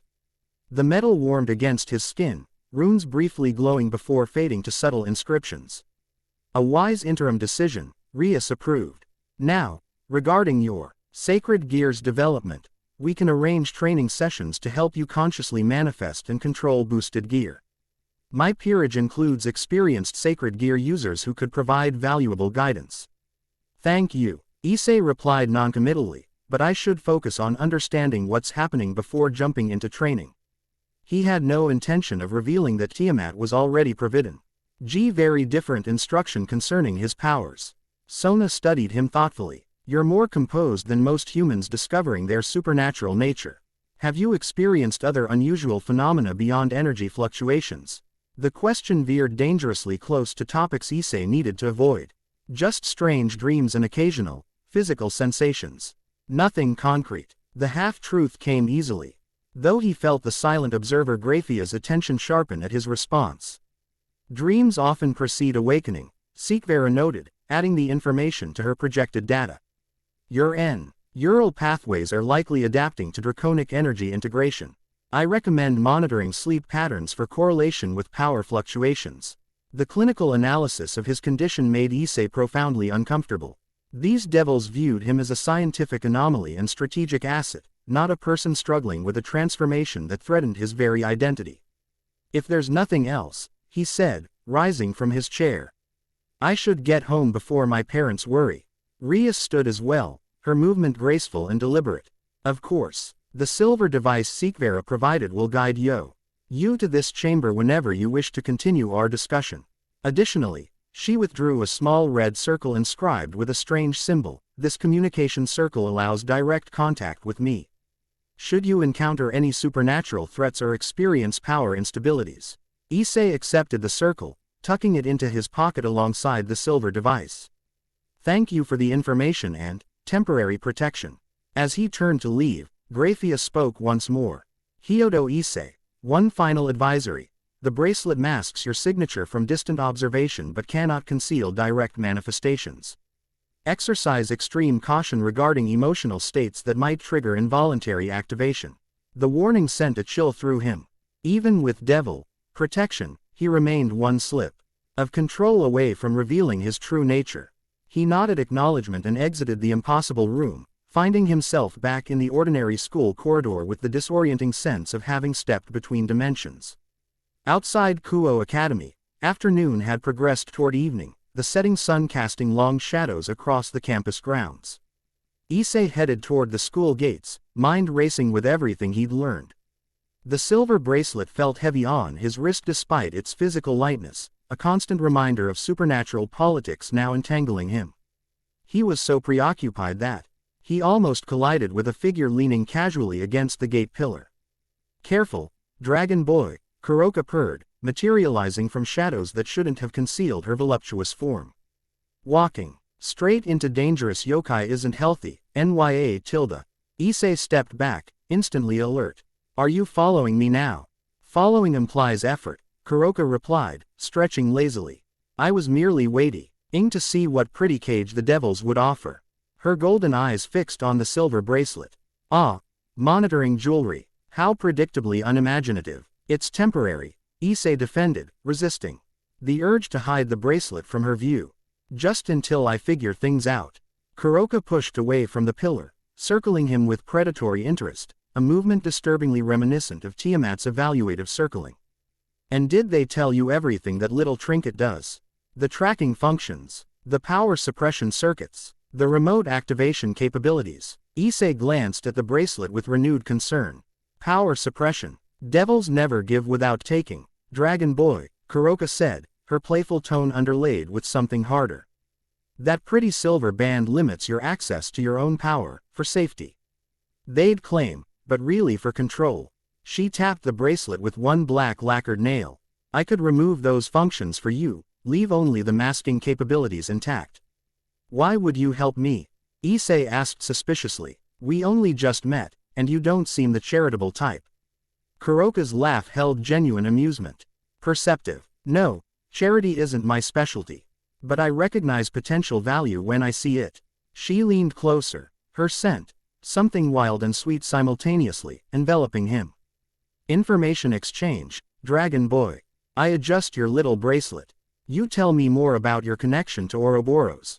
I don't know anything about Ouroboros, Issei lied, taking a step back from her overwhelming proximity. Golden eyes narrowed skeptically. Your lips say one thing. Your aura another. Fine. Keep your secrets for now. She straightened, tails swishing thoughtfully. But remember my offer when that bracelet starts feeling too restrictive. I'm easy enough to find if you know how to look. Which is how exactly? Issei couldn't help asking. Kuroka smiled mysteriously. Desire has its own navigation system. When you truly want to find me, you will. She began melting back into shadow, her form becoming increasingly translucent. Until then, Dragon Boy, try not to let the devils clip your wings before you've even learned to fly. Then she was gone, leaving only the faintest trace of her unusual scent on the evening air.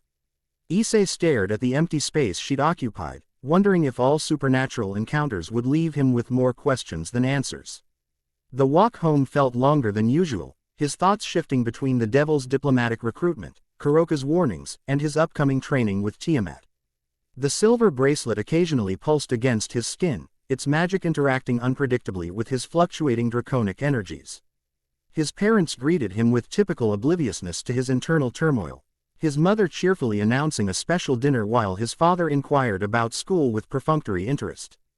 The normality of their interaction felt simultaneously comforting and alienating, a life he still occupied physically while growing increasingly distant from emotionally.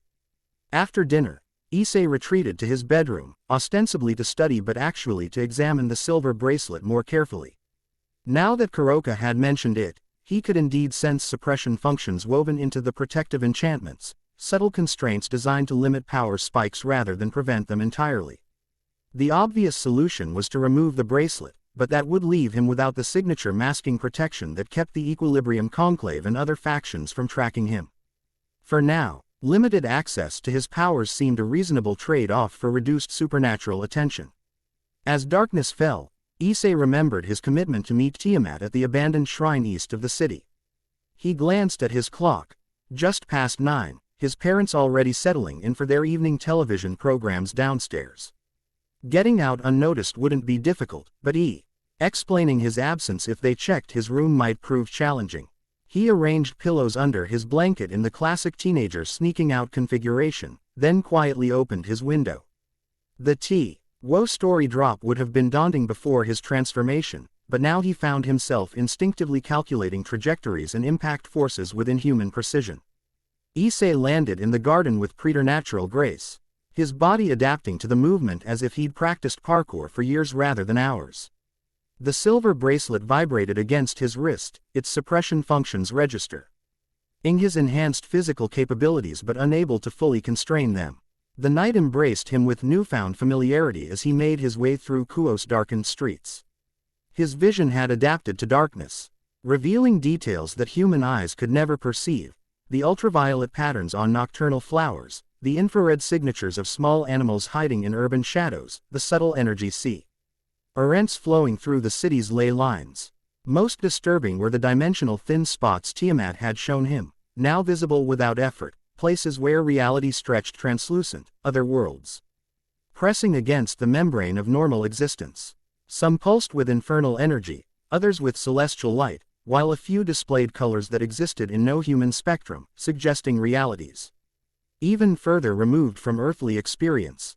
The abandoned shrine sat atop a forested hill overlooking eastern Kuo, its traditional architecture crumbling from decades of neglect. As Issei approached the stone steps leading upward, he sensed powerful wards activating, not the shrine's original protections but newer, draconic barriers established by Tiamat. "You're late," her imperious voice announced before he reached the top step. "And you've acquired an interesting accessory since our last meeting." Tiamat stood beside the dilapidated shrine building, moonlight reflecting off her midnight blue hair. She wore simpler attire than during their first encounter, a traditional kimono in various oceanic hues, though the fabric moved with unnatural fluidity, suggesting something other than ordinary silk. "Devil diplomatic courtesy," Issei explained, indicating the bracelet. "The Equilibrium Conclave found me at school. This was the compromise to keep them at bay." Tiamat's eyes narrowed dangerously. "The Conclave moves more quickly than anticipated. Show me this devil trinket." Issei extended his arm, allowing Tiamat to examine the silver band. Her fingers traced the runic inscriptions with evident distaste. Crude but effective masking functions, acceptable tracking limitations, but these suppression circuits.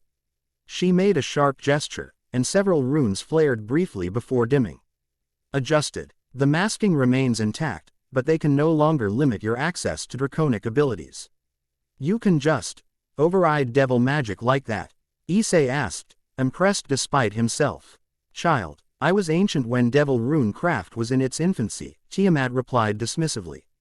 "Their most advanced enchantments are but pale imitations of draconic originals." She released his wrist. "Now, report everything. Your encounters, conversations, what was revealed and concealed." Issei described the day's events in detail: Kuroka's appearance, the Conclave's intervention, Seekvera's diplomatic rescue, and the subsequent meeting with the devil heiresses. Throughout his recounting, Tiamat's expression remained carefully neutral, though her eyes flashed with particular interest. The mention of Kuroka recognizing Ouroboros' signature.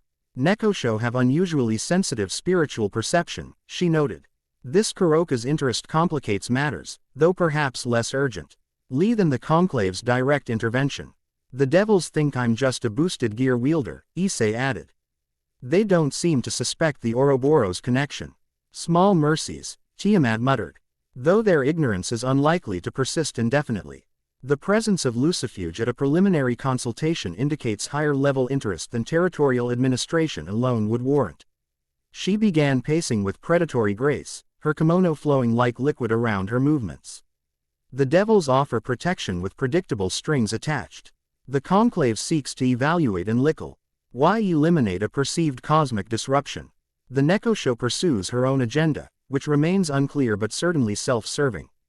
"And what about you?" Issei asked boldly. "What's your agenda in all this?" Tiamat stopped pacing, fixing him with ancient eyes that had witnessed civilizations rise and fall. "My motivations remain unchanged: understanding Ouroboros' intentions while preventing catastrophic power disruption. Your survival aligns with those goals, at least for now." She gestured toward the forest surrounding the shrine. "Enough discussion. Tonight we focus on practical applicativity. On controlling transformation under duress and channeling primordial energy constructively." "Constructively? You mean creation instead of destruction?" "Precisely," Tiamat confirmed. "Yesterday you accessed destructive aspects instinctively, a common pattern, as destruction requires less precision than creation. Tonight, we balance the equation." She led him to a small clearing behind the shrine, where a circle of smooth stones had been arranged. In the center sat a withered bonsai tree, its branches bare and lifeless. "Creation energy flows primarily through your left hand," Tiamat instructed, positioning Issei before the dead plant. "Unlike destruction, which merely requires breaking existing patterns, creation demands visualization of new patterns and the will to manifest them." Issei extended his left hand toward the bonsai, feeling unutilized power humming beneath his skin. "What exactly am I trying to create?" "New branches. Life," Tiamat stated simply.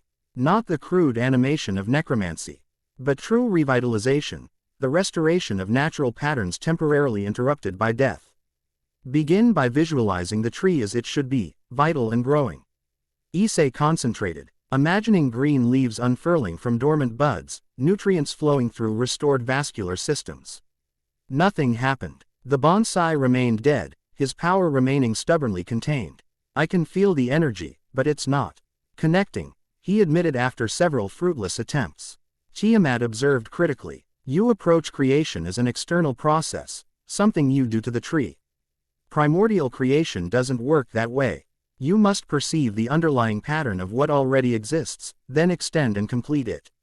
I don't understand, Issei frowned. The tree isn't separate from you. Tiamat explained with unusual patience. All existence shares underlying patterns, sacred geometry that connects seemingly discrete objects. Perceive that connection first, then allow Cretio and energy to flow through those existing channels. Issei tried again, this time focusing not on the tree as an object but on the subtle energies permeating both the plant and himself. Gradually, he became aware of resonant frequencies, vibrations that existed in both living and non-living matter, forming intricate interconnected systems. I can feel it, he whispered, surprised. Like music, almost. Patterns that repeat and connect everything. Now extend your awareness into those patterns, Tiamat guided. Find where the tree's vital frequencies have fallen silent, and reawaken them with your own energy. Following her instruction, Issei traced the bonsai's dormant energy pathways with his mind, identifying points where life force had ceased flowing. Instinctively, his left hand began emitting a soft golden light that flowed toward the plant, not as external energy but as harmonizing resonance that amplified existing patterns. Slowly, miraculously, color returned to the withered trunk. Tiny buds swelled on bare branches, unfurling into delicate green leaves that hadn't existed moments before. Roots strengthened, drawing nourishment from soil that responded to the same creative frequencies. Within minutes, the dead bonsai had transformed into a vibrant, healthy plant. I did it, Issei breathed, staring at the revitalized tree with wonder. I actually created life. You restored existing patterns, Tiamat corrected, though her tone carried a hint of approval.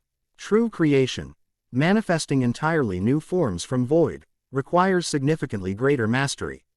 Still, you demonstrate aptitude for regenerative applications. Could I heal people this way? Issei asked, imagination racing with possibilities. Eventually, perhaps, Tiamat acknowledged cautiously. And patterns are vastly more complex than plants, with the additional complication of individual will.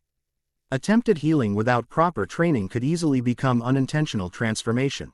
She gestured to the surrounding forest. We will continue with progressively complex forms, first plants, then simple animals, building your perception of living patterns gradually. But first, without warning, Tiamat launched a concentrated blast of draconic energy directly at Issei's chest. Pure reflex brought his right hand up, destructive power automatically manifesting to neutralize the attack. The opposing energies collided in midair, canceling each other with a thunderclap that echoed through the forest. Acceptable defensive response, Tiamat noted calmly, as if she hadn't just attacked him. But predictable, you defaulted to destruction rather than considering creative counterbalance.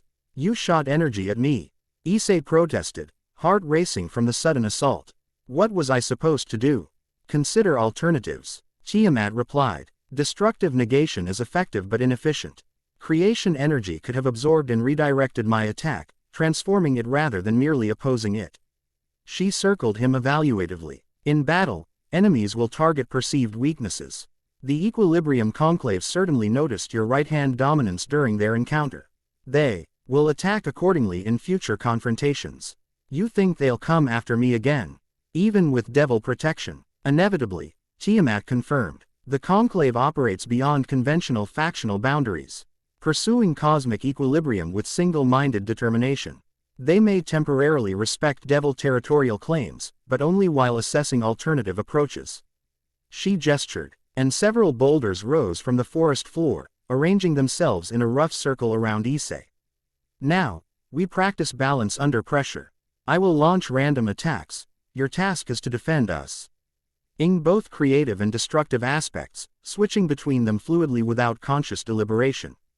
What followed was the most intense training session of Issei's life, 2 hours of continuous Magical assault from multiple directions, requiring split-second decisions between opposing energy types. Destruction came naturally, his right hand disintegrating incoming attacks with increasing precision. Creation proved more challenging, requiring concentrated visualization to manifest shields, energy absorbers, and occasionally counter-attacks. By midnight, Issei was drenched in sweat, his loths partially shredded from near misses, his body aching from exertion. Yet despite the physical discomfort, he felt his control improving dramatically. The chaotic fluctuations that had plagued since awakening were settling into manageable patterns as he learned to consciously direct energy flow. Enough for tonight, Tiamat finally announced, dismissing the hovering boulders with a casual wave. Your endurance exceeds initial estimates, though your technique remains rudimentary. Coming from her, Issei suspected this constituted high praise. When should we meet again? 3 nights hence, Tiamat replied. Your body requires recovery time to integrate today's adaptations. Additionally, her expression darkened slightly. I must investigate concerning reports regarding Equilibrium conclave movements in adjacent territories.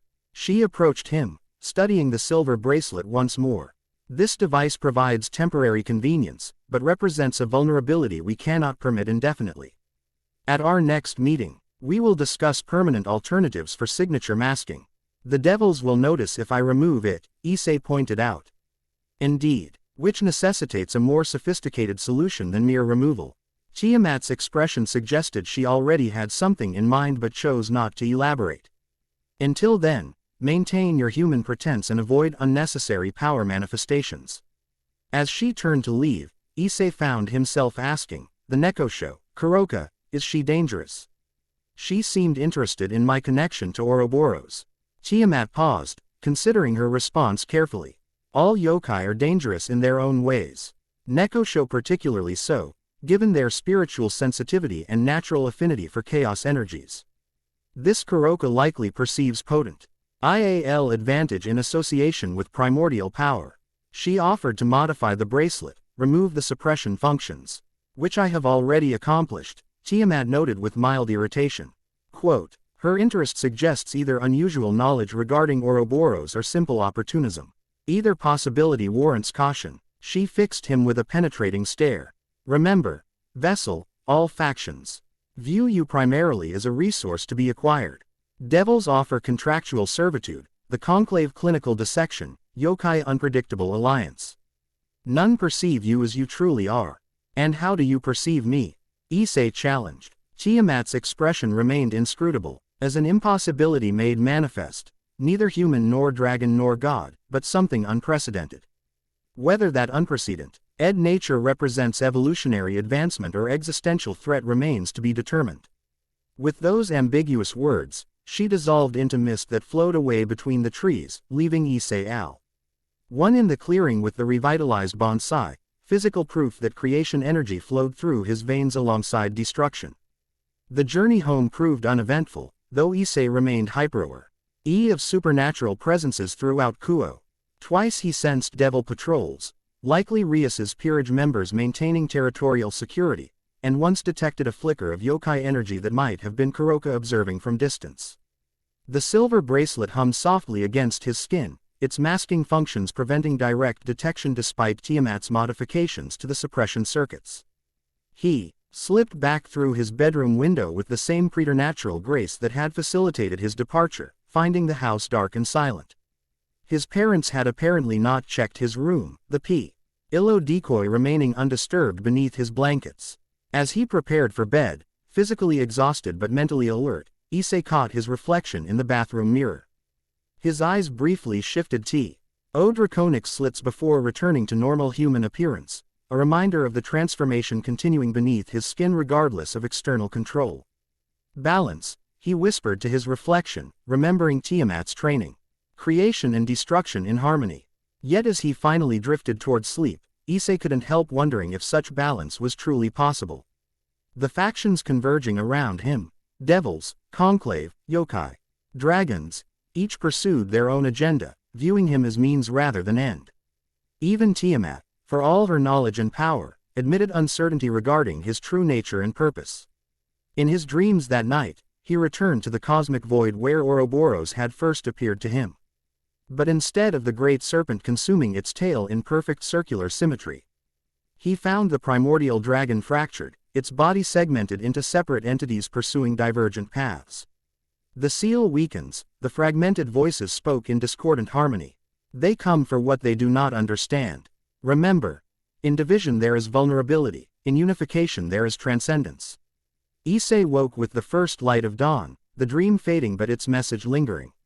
He stared at his hands, right for destruction, left for creation, and wondered what transcendence might mean for a being caught between human limitation and primordial potential. The silver bracelet gleamed in early morning light, symbolizing his current precarious position, protected yet constrained, connected yet isolated.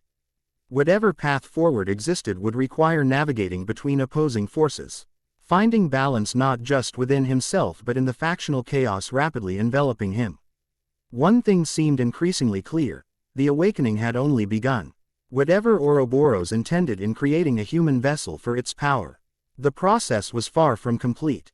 The factions gathering around him sensed this incompleteness, each seeking to influence his development toward their own purposes. But what do I want? Issei whispered to the empty room. The question hung unanswered as he rose to face another day of maintaining human appearances while cosmic forces converged upon Kuo, drawn in inexorably to the primordial power stirring within an ordinary teenage boy who was rapidly becoming anything but ordinary. Chapter 2 and Chapter 3, Kyoto's Guardian. The dream came differently this time. Instead of floating in cosmic void, Issei found himself standing in an ancient forest of towering trees that pulsed with inner light. Beneath his bare feet, luminous patterns traced through soil and root systems, connecting everything in a vast, living network. You begin to perceive the threads, Ouroboros' voice resonated, not from any visible source but from the forest itself. The foundations upon which reality is constructed. Issei turned slowly, taking in the glowing ecosystem. These are ley lines, aren't they? Energy pathways connecting everything. A simplified perception, but accurate enough for your current development, the voice acknowledged. What humans call ley lines are merely surface manifestations of deeper structural patterns, the cosmic equivalent of blood vessels visible through skin. The forest floor rippled, revealing an intricate golden lattice extending in all directions, a perfect geometric framework supporting reality itself. As Issei watched, certain sections of the lattice flickered erratically, their glow dimming before stabilizing again. The framework weakens, Ouroboros continued, concern evident in its multi-toned voice. Disruption spreads from multiple nexus points, threatening systemic collapse. Is that why you created me? Issei asked. To repair these weakening points. The forest trembled, trees bending as if in cosmic wind. You were created for many purposes. Fragment, some immediate, others extending beyond your current comprehension. But yes, stabilization is among your primary functions. The scene shifted suddenly, the forest dissolving to reveal a traditional Japanese city centered around an ancient shrine complex. Golden energy lines converged beneath the central structure, forming a nexus of tremendous power that pulsed like a heartbeat. Kyoto, the voice identified, the oldest active spiritual nexus in the human realm, maintained for centuries by the nine-tailed guardian. The disruption accelerates there, requiring immediate intervention. Quote, "What am I supposed to do?" Issei asked, watching the golden lattice beneath Kyoto flicker ominously. "Seek the guardian," Ouroboros instructed as the dream began fading. "Balance must be restored before the nexus fails completely." "Wait," Issei called, feeling himself being pulled back toward wakefulness. "I don't understand how to." "Your left hand creates," the voice reminded him as reality dissolved, "your right destroys. The guardian will recognize your dual nature and provide necessary context. Go to Kyoto." Issei jolted awake, the final instruction echoing in his mind. Morning light streamed through his window, his alarm clock showing 6:15 a.m., too early for school preparation but too late to return to sleep. The dream's urgency lingered, along with a strange tingling sensation in his extremities, as if his body now resonated with the energy pathways he'd witnessed. He sat up, rubbing his face to clear lingering dream fog, and nearly yelped in surprise. His hands were glowing, right hand emanating subtle crimson energy, left hand radiating soft golden light. The energies weren't extruding outward as during active use, but rather permeating his skin from within. Like light through thin paper. Control, he whispered, applying Tiamat's techniques to stabilize his fluctuating energy. After several deep breaths, the glow receded, leaving his hands appearing normal if slightly paler than usual. The silver bracelet on his wrist vibrated softly, its masking functions working overtime to conceal these power fluctuations from supernatural observers. Thanks to Tiamat's modifications, the suppression circuits no longer constrained his abilities, but the monitoring functions remained active. The devils were undoubtedly receiving data about his increasing energy levels, even if they couldn't pinpoint their exact nature. Kyoto. The instruction felt like more than dream suggestion. It registered as imperative, a mission his very cells now recognized as essential. The guardian Ouroboros mentioned must be someone of significant supernatural power connected to Kyoto's spiritual center. But how could he possibly explain a sudden trip to Kyoto to his parents or teachers? As if responding to his thoughts, his phone chimed with an incoming message. The screen displayed an unknown number, the text suspiciously coincidental. KUOH Academy closed for emergency facilities maintenance Thursday-Sunday. Classes resume Monday. Administration. Issei stared at the message skeptically. School closure immediately after his dream about needing to visit Kyoto. Too convenient to be coincidence. He checked the school's official website, finding the same announcement posted there. Either this was legitimate, or someone had gone to NSI terrible trouble to create the appearance of legitimacy. His phone chimed again with a second message from the same unknown number. Train ticket to Kyoto reserved under your name. Departs 10:30 a.m. from Kuo Station. Return open-ended. Expenses covered. That settled it. Tiamat had somehow arranged everything, likely monitoring his dream state and anticipating his needs before he consciously recognized them himself. The realization that the ancient dragon was watching his dreams should have disturbed him more than it did, but supernatural privacy invasions were rapidly becoming the least of his concerns. Downstairs, Issei found his parents already discussing the school closure notification they'd received. 4-day weekend, his father commented cheerfully over his morning coffee. Any plans, son? The perfect opening. Actually, Issei ventured, I was thinking about visiting Kyoto. There's a cultural heritage exhibition I wanted to see for a history project. His mother looked up from preparing breakfast. Kyoto. That's quite a trip to make alone. Some classmates are going. Issei lied smoothly, surprising himself with how easily the fabrication came. We've been planning it for a while. And now with the unexpected break. His parents exchanged one of those inscrutable parental glances that somehow communicated entire conversations in seconds. I suppose it would be educational. His father allowed. But what about expenses? Kyoto isn't cheap. I've saved from my allowance, Issei replied, knowing that Tiamat had somehow arranged financial support. We found a good deal on accommodations. Another parental exchange, followed by his mother's conditional approval. You'll need to call us every evening, and I want contact information for wherever you're staying. Issei promised compliance, marveling at how readily they accepted his sudden travel plans. Either his parents were extraordinarily trusting, or some subtle supernatural influence was smoothing his path. Given recent events, the latter seemed increasingly probable. After breakfast, he packed a small bag with essential clothing and toiletries, plus the communication circle Rias had given him. Not that he planned to use it, but leaving it behind might trigger devil concerns about his whereabouts. The silver bracelet remained securely on his wrist, its masking functions his primary protection against unwanted supernatural detection. At the train station, Issei found the reserved ticket waiting exactly as promised. First-class accommodation on the Shinkansen to Kyoto, departing 10:30 a.m. and arriving early afternoon. The expenses mentioned in Tiamat's message apparently extended to luxury travel arrangements. As he waited on the platform, a familiar prickling sensation along his spine alerted him to supernatural observation. He turned casually, scanning the morning crowd, and caught a glimpse of crimson hair quickly disappearing behind a pillar. Rias or someone from her peerage was monitoring him, unsurprising given the tracking functions in his bracelet, but potentially problematic if they decided to interfere with his Kyoto journey. The train arrived precisely on schedule. its sleek silver form gliding to a silent stop along the platform. Issei boarded and found his assigned seat, a spacious first-class accommodation with window views and privacy partitions. As the train pulled away from Kuo Station, he caught another flash of crimson watching from the platform, devil observation confirmed but apparently not intervening. The journey passed pleasantly, Japanese countryside blurring outside his window as the Shinkansen reached cruising speed. Throughout the trip, Issei practiced Tiamat's control techniques, focusing on maintaining perfect equilibrium between the creative and destructive energies flowing through his system.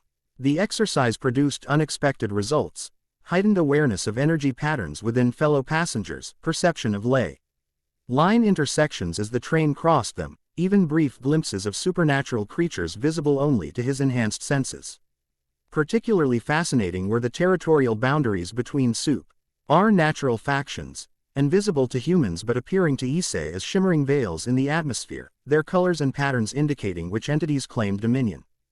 Devil territories radiated deep crimson with geometric precision. Yokai domains displayed organic, flowing patterns in earth tones, while occasional patches of pristine white or midnight black suggested angelic or fallen angel outposts. As the train approached Kyoto, these supernatural markers intensified dramatically. The ancient capital clearly housed multiple factions in closer proximity than Kuo, their territorial boundaries overlapping in complex arrangements suggesting centuries of negotiated coexistence. Most prominent was a golden-orange energy field encompassing the central city, pulsing with vitality that resonated with something within Issei himself. The train station bustled with afternoon activity, tourists, businesspeople, and locals creating a human backdrop that concealed supernatural elements hiding in plain sight. Issei's enhanced perception identified several yokai moving among the crowd, their human disguises perfect to ordinary eyes but translucent to his draconic senses.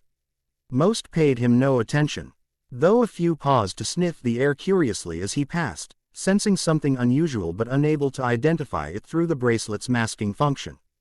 Exiting the station, Issei consulted his phone for directions to central Kyoto, only to find another message from the unknown number. Fushimi Inari Shrine, southern entrance, sunset, watch for foxes. Straightforward enough, if cryptic.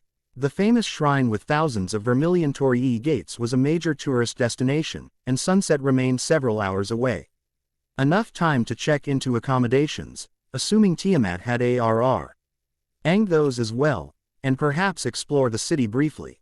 A third message appeared almost as soon as he finished reading the second. Accommodations. Sakura Ryokan, Eastern District. Traditional room reserved under your name. Avoid unnecessary conversation with staff. The Ryokan proved to be an elegant traditional inn situated in a quiet neighborhood east of the city center. The elderly proprietress bowed respectfully when Issei provided his name, then guided him through immaculate gardens to a private room overlooking a small ornamental pond. No payment was requested, no identification required, just a knowing smile that suggested the proprietress was more than she appeared. Our bathhouse is available whenever you wish, she informed him in a voice that carried the lilt of much greater age than her appearance suggested. Meals will be brought to your room at traditional hours. Please inform us if you require anything else, honored guest. The formality struck Issei as excessive for a teenage visitor, reinforcing his suspicion that Tiamat's arrangements extended beyond mere accommodation. Thank you, he replied with a respectful bow. I'll be going out this evening but will return later. Of course, the proprietress nodded. Kyoto nights welcome those with purpose. Your key, she handed him a traditional wooden tag inscribed with complex symbols that weren't entirely Japanese. Will guide you back regardless of hour. After she departed, Issei examined the wooden key more carefully. The symbols carved into its surface resonated with subtle power, not merely identification but some form of locational magic designed to ensure he could find his way back to the Ryokan regardless of how disoriented he might become in unfamiliar territory. He spent the remaining afternoon hours exploring Kyoto's eastern district, absorbing the unique atmosphere of the ancient capital. Unlike Kuo's relatively homogeneous supernatural landscape, Kyoto pulsed with diverse mystical energies accumulated over centuries of habitation. Temples and shrines functioned as anchor points for elaborate spiritual networks that Issei could now perceive as golden threads weaving through the city's physical structure. Most fascinating were the ley line intersections, nexus points where multiple energy pathways converged, creating pools of concentrated spiritual power. At these locations, the boundary between human and yokai realms thinned noticeably, allowing glimpses of the supernatural world coexisting alongside the mundane. Tourists snapped photos of historic buildings, completely unaware of the yokai ceremonies simultaneously occurring in dimensionally adjacent spaces. As sunset approached, Issei made his way toward Fushimi Inari Shrine, following increasing yokai activity converging in that direction. The famous shrine complex sprawled across wooded Mount Inari, its thousands of vermilion torii gates forming tunnels that wound upward through forested paths. Even without Tiamat's instructions, Issei would have recognized the site's supernatural significance. The entire mountain radiated power, golden energy spiraling upward into the darkening sky. The main shrine entrance bustled with late-day tourists and worshippers, but Tiamat had specified the southern entrance, a less frequented access point that Issei located by following the mountain's contour away from the crowds. As he approached, the hair on his arms stood on end, his draconic senses detecting powerful boundary wards that would have repelled or redirected ordinary humans. Just as the sun touched the horizon, casting long shadows through the trees, Issei spotted his guide, a white fox sitting alertly beside the path, its eyes reflecting golden light that no natural animal could produce. When it saw him notice it, the fox stood and trotted deliberately into the forest, pausing to ensure he followed. The path quickly diverged from any marked trail, winding through increasingly primeval forests that shouldn't have existed so close to a major urban center. Massive trees towered overhead, their canopies filtering the fading sunlight into dappled patterns across the forest floor. The very air felt different here, heavy with spiritual energy that tingled against Issei's skin. After walking for what seemed much longer than physically possible given the mountain's actual size, the fox guide led him into a clearing dominated by an ancient shrine structure that radiated power. Unlike the public-facing buildings below, this shrine displayed no signs of renovation or modernization, its red wooden pillars and faded paint speaking to centuries of continuous existence. The fox sat before the shrine steps and yipped once, then dissolved into mist that flowed upward to reform as a small, childlike figure with fox ears and multiple tails. "The guardian will see you now," the yokai announced in a voice that belied its youthful appearance. "You are expected, dragon child." Before Issei could respond, the shrine doors slid open silently, revealing a shadowed interior illuminated only by paper lanterns whose flames burned with unusual golden intensity.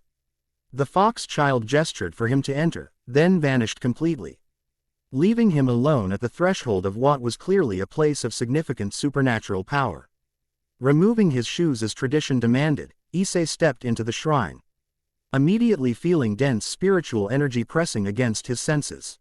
The interior was larger than the external structure suggested possible, a spatial distortion creating a hall that stretched into shadow-filled depths. Traditional tatami flooring extended to a raised dais at the far end, where a figure knelt in formal seiza position, partially concealed by ornate folding screens. "Approach, visitor from Kuo," a feminine voice commanded, its musical tones carrying natural authority. "Let me look upon the anomaly that disturbs our harmonious flows." Issei walked forward with measured steps, conscious that he entered the domain of a powerful entity who could terminate his existence should she choose. As he neared the dais, the figure stood with fluid grace, stepping around screens to reveal herself fully in the lantern light. His breath caught involuntarily. Before him stood a woman of extraordinary beauty, tall and gracefully proportioned, with features combining aristocratic refinement and primal power. Her hair, flowing to her waist in silken waves, shifted between gold and fiery orange depending on how the light caught it. She wore elaborate traditional kimono layers in autumn colors, their patterns incorporating subtle fox motifs and mystical symbols. Most striking, however, were her eyes, amber irises with vertical pupils, regarding him with inhuman intelligence and cautious evaluation. "I am Yasaka," she introduced herself with minimal inclination of her head, not a bow between equals but the acknowledgement a ruler might grant a subject of interest. guardian of Kyoto's spiritual nexus and leader of the yokai who dwell within its boundaries. 9 fox tails emerged from behind her, fanning gracefully before settling into a disciplined arrangement that subtly indicated her status. The display wasn't merely decorative. Issei could sense tremendous power channeling through those tails, each apparently serving specific magical functions. "Thank you for receiving me," Issei replied with a formal bow much deeper than her own. "I am Hyodo Issei of Kuo." "You are considerably more than that," Yusaka corrected, circling him with evaluative interest reminiscent of both Tiamat's and Kuroka's earlier assessments. "A human form containing dragon essence is unusual enough, but you," she paused, amber eyes narrowing, "you carry something ancient beyond accounting. Something that resonates with the very foundations of our realm." Unlike the devils who had mistaken him for merely a sacred gear wielder, Yusaka immediately sensed his deeper nature. Issei wondered whether to acknowledge or deny her observation, uncertain how much Tiamat would want revealed. "The Ancient One instructed you to maintain secrecy," Yusaka noted with slight amusement. Apparently reading his hesitation, "Tiamat has always been cautious to excess. But here, in my domain, such pretenses serve little purpose. I perceive the truth regardless." She completed her circle and stood before him, one delicate hand reaching up, not quite touching him but hovering near his chest. "Ouroboros," she whispered, the name carrying reverent weight in her voice. After millennia of absence, the infinite dragon god stirs once more, and through most unexpected means. "You know about Ouroboros?" Issei asked, surprised at her immediate recognition. Yusaka's lips curved slightly. "The yokai are among the oldest continuous supernatural societies, young one. Our oral histories preserve knowledge that other factions have forgotten or deliberately obscured. The infinite Dragon god's departure from the cosmic hierarchy is recorded in our most ancient songs." She gestured toward a side door that materialized where none had been visible before. "Come, we should discuss your presence more comfortably. And my questions are numerous." The door opened onto a traditional Japanese tea room, intimate in scale but exquisitely appointed with priceless antiquities and subtle magical enhancements. Yusaka knelt gracefully on a cushion beside a low table where tea ceremony implements awaited, gesturing for Issei to sit opposite her. "I presume Tiamat sent you in response to the disturbances," she began, her hands moving through the formal tea preparation with practiced elegance. "Though I admit surprise that she would employ an incomplete vessel for such critical intervention." "Incomplete?" Issei questioned, accepting the tea bowl she offered with proper ceremonial movements. Yusaka's tails adjusted their configuration slightly. "Your transformation progresses, but has not yet reached stabilization. The primordial essence integrates with your human framework irregularly, advancing in some aspects while barely initiated in others." She sipped her tea, evaluating him over the rim of her bowl. "The process creates a unique energy signature, powerful but erratic, like a newly formed star still establishing its gravitational boundaries. Such power draws attention, as you've undoubtedly discovered. The devils think I'm just a sacred gear wielder," Issei confirmed. "But the Equilibrium Conclave seems to suspect more." At the mention of the conclave, Yusaka's expression darkened, her tails bristling momentarily before settling into rigid alignment. "The Balance Keepers overstep their mandate as always. Their obsession with cosmic equilibrium blinds them to the necessity of natural evolution." She set her tea bowl down with precise movement. "Tell me, vessel of Ouroboros, what do you understand of your purpose? Why would the infinite dragon god, after eons of cosmic neutrality, invest a portion of its essence in human form?" The directness of her question caught Issei off guard. "I'm still figuring that out myself," he admitted. "Tiamat believes I was created as some kind of intervention, that Ouroboros foresaw a future need that required its power without its direct presence." "A reasonable hypothesis," Yusaka nodded. "Consistent with the Infinite One's historical methods. Direct intervention risks cosmic imbalance, while strategic positioning of fragments maintains neutrality while achieving specific outcomes." She leaned forward slightly, amber eyes intensifying. "But what specific outcome necessitates such extraordinary measures? What cosmic threat could justify creating a human-dragon hybrid carrying primordial essence?" Ouroboros mentioned something about the framework weakening, Issei recalled from his dream. Disruption spreading from multiple nexus points, threatening systemic collapse. Yasaka's tails went completely still, a reaction Issei was beginning to recognize as her equivalent of alarm. The framework, you've perceived it directly. The underlying pattern structure. In dreams, Issei clarified. I saw a golden lattice supporting reality, with certain sections flickering and destabilizing. Kyoto was shown specifically. That's why I came. Ouroboros said to seek the guardian, and that balance must be restored before the nexus fails completely. The nine-tailed fox rose in a single fluid movement, her formal composure giving way to urgency. Come with me immediately. If the Infinite 1H has specifically identified our nexus for intervention, the situation may be more critical than my sensors have detected. She led him through another door that hadn't previously existed, emerging onto a stone pathway that wound through a moonlit garden of unearthly beauty. Luminous plants that existed in no botanical catalog swayed gently, releasing spores that glittered like stardust in the night air. The path terminated at a perfectly circular pond whose still surface reflected not the moon above but an entirely different celestial arrangement. This is one physical manifestation of Kyoto's spiritual nexus, Yasaka explained. Kneeling at the pond's edge, a convergence point where multiple ley lines intersect, creating a foundation node for regional stability. She passed her hand over the water's surface, causing ripples that spread in geometric patterns. The reflection shifted, revealing not water depths but a three-dimensional representation of energy structures extending far below ground level. Issei recognized the golden lattice from his dream, though here it appeared more elaborate, with countless subsidiary connections branching from primary pathways. Normally, the pattern maintains perfect symmetry, energy flowing without impediment through all channels. Yasaka continued, manipulating the display to zoom outward, showing Kyoto's entire network. But recently, disruptions have appeared. The image shifted again, revealing darkened sections within the lattice, places where the golden light flickered erratically or had dimmed entirely. These disrupted areas formed no discernible pattern, appearing randomly throughout the network like diseased cells in healthy tissue. We first noticed anomalies 3 months ago, Yasaka explained, her tails moving in complex configurations as she maintained the visualization. Initially isolated and temporary, they seemed mere fluctuations requiring no intervention. But they've increased in frequency and duration, resisting all conventional harmonization techniques. Issei studied the display carefully, noticing something Yasaka hadn't mentioned. The disrupted sections appeared to be spreading, tiny tendrils of darkness extending from affected areas into healthy pathways. It's getting worse even as we watch, he observed. Like an infection spreading through the system. Yasaka nodded grimly. The visualization compresses time, showing progression over recent weeks.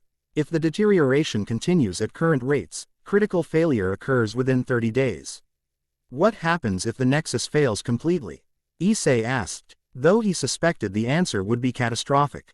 Kyoto has maintained spiritual equilibrium for over 12 centuries, Yasaka replied, her voice softening. It serves not merely local functions but anchors a significant portion of Japan's mystical infrastructure. Failure here would create cascading disruptions throughout East Asia's supernatural ecology. She dispelled the visualization with a sharp gesture. The pond returning to normal reflection. More immediately, the yokai community depends on stable energy flow for sustenance and manifestation. Nexus failure would force most into hibernation or dissolution. Some might survive by parasitizing human spiritual energy, but such existence is degrading. The personal implications clearly disturbed her more than broader mystical consequences, her responsibility as leader to prevent such a fate for her people. How can I help? Issei asked, sensing her genuine concern beneath the formal exterior. Ouroboros sent me here for a reason. But I don't know what I'm supposed to do. Yasaka turned to face him fully, her expression calculating but tinged with something like hope. The disruptions resist traditio, null yokai harmonization because they originate from a deeper structural level than we can access. But you, carrying primordial essence, might penetrate to the framework itself. She gestured back toward the shrine. Tonight we must prepare. I will gather my senior priestesses to conduct purification rituals that should temporarily stabilize the deteriorating sections. Tomorrow at dawn, when the veil between realms thins naturally, We will attempt direct intervention using your unique capabilities. As they walked back through the unearthly garden, Issei noticed small fox spirits materializing among the luminous plants. Their curious eyes following his movements. Unlike the mature kitsune who maintained human-like forms, these appeared as semi-transparent fox kits with varying numbers of ILS indicating their developmental stages. Your children? He asked, nodding toward a particularly bold kit that had ventured almost onto the path before them. Yasaka's expression softened momentarily. In a sense, I am spiritual mother to all kitsune in my domain, though only one is my true daughter by birth. She made a small gesture, and the fox kits scattered playfully into the underbrush. They sense your draconic nature and are naturally curious.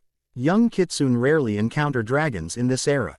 Back inside the shrine, significant activity had commenced during their brief absence. Dozens of female yokai in ceremonial attire moved purposefully through the expanded interior space, preparing ritual implements and consulting ancient scrolls. Most appeared predominantly human with subtle animal features, fox ears or tails, feathered hair, scaled skin patches, marking their specific yokai lineages.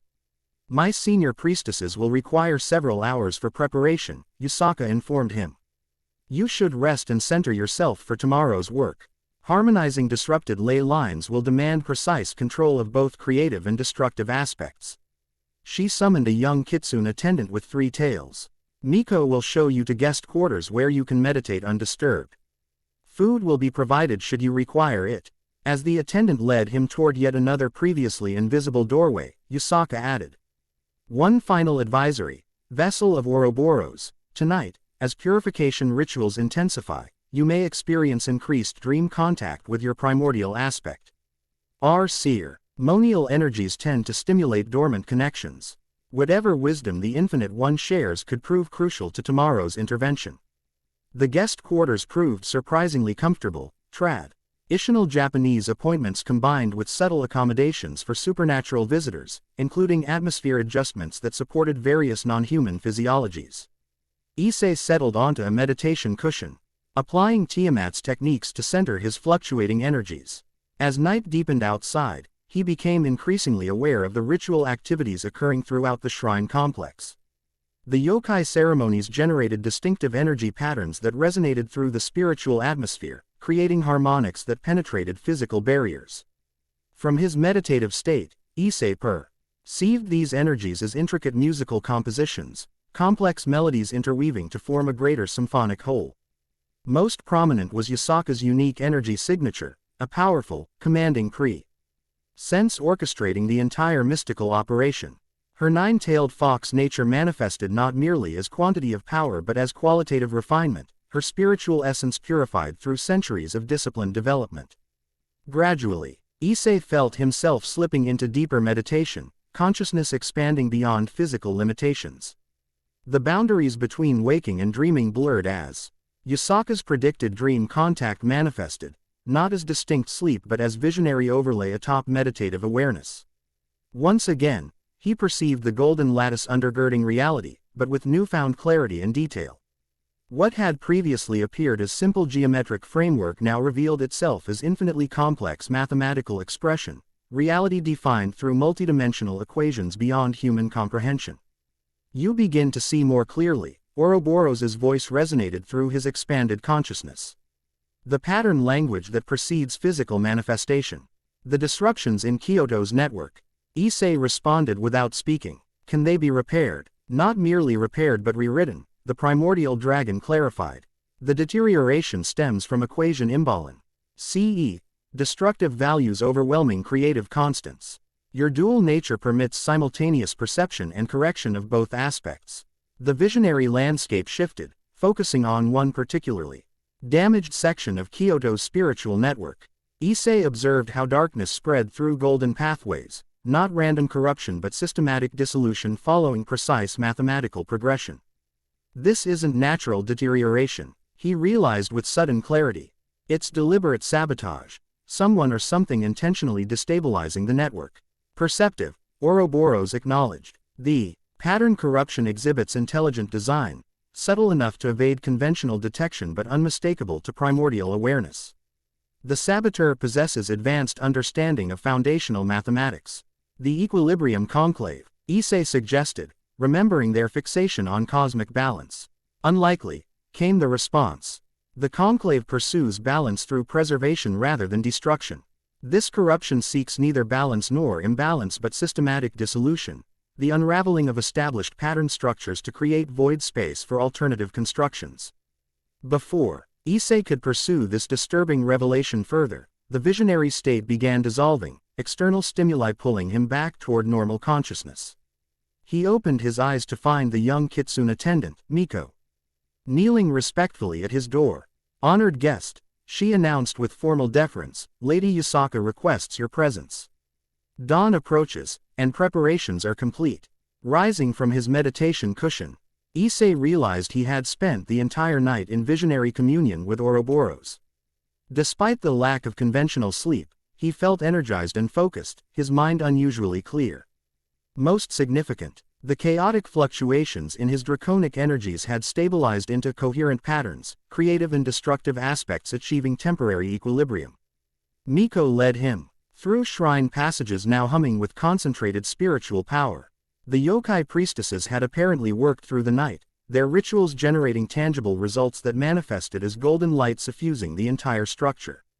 When they reached the main ceremonial chamber, Issei paused at the threshold, momentarily overwhelmed by the scene within. The chamber had been transformed into a precise replica of Kyoto's spiritual network, miniaturized ley lines traced in glowing sand across the floor, forming an intricate mandala 30 feet in diameter.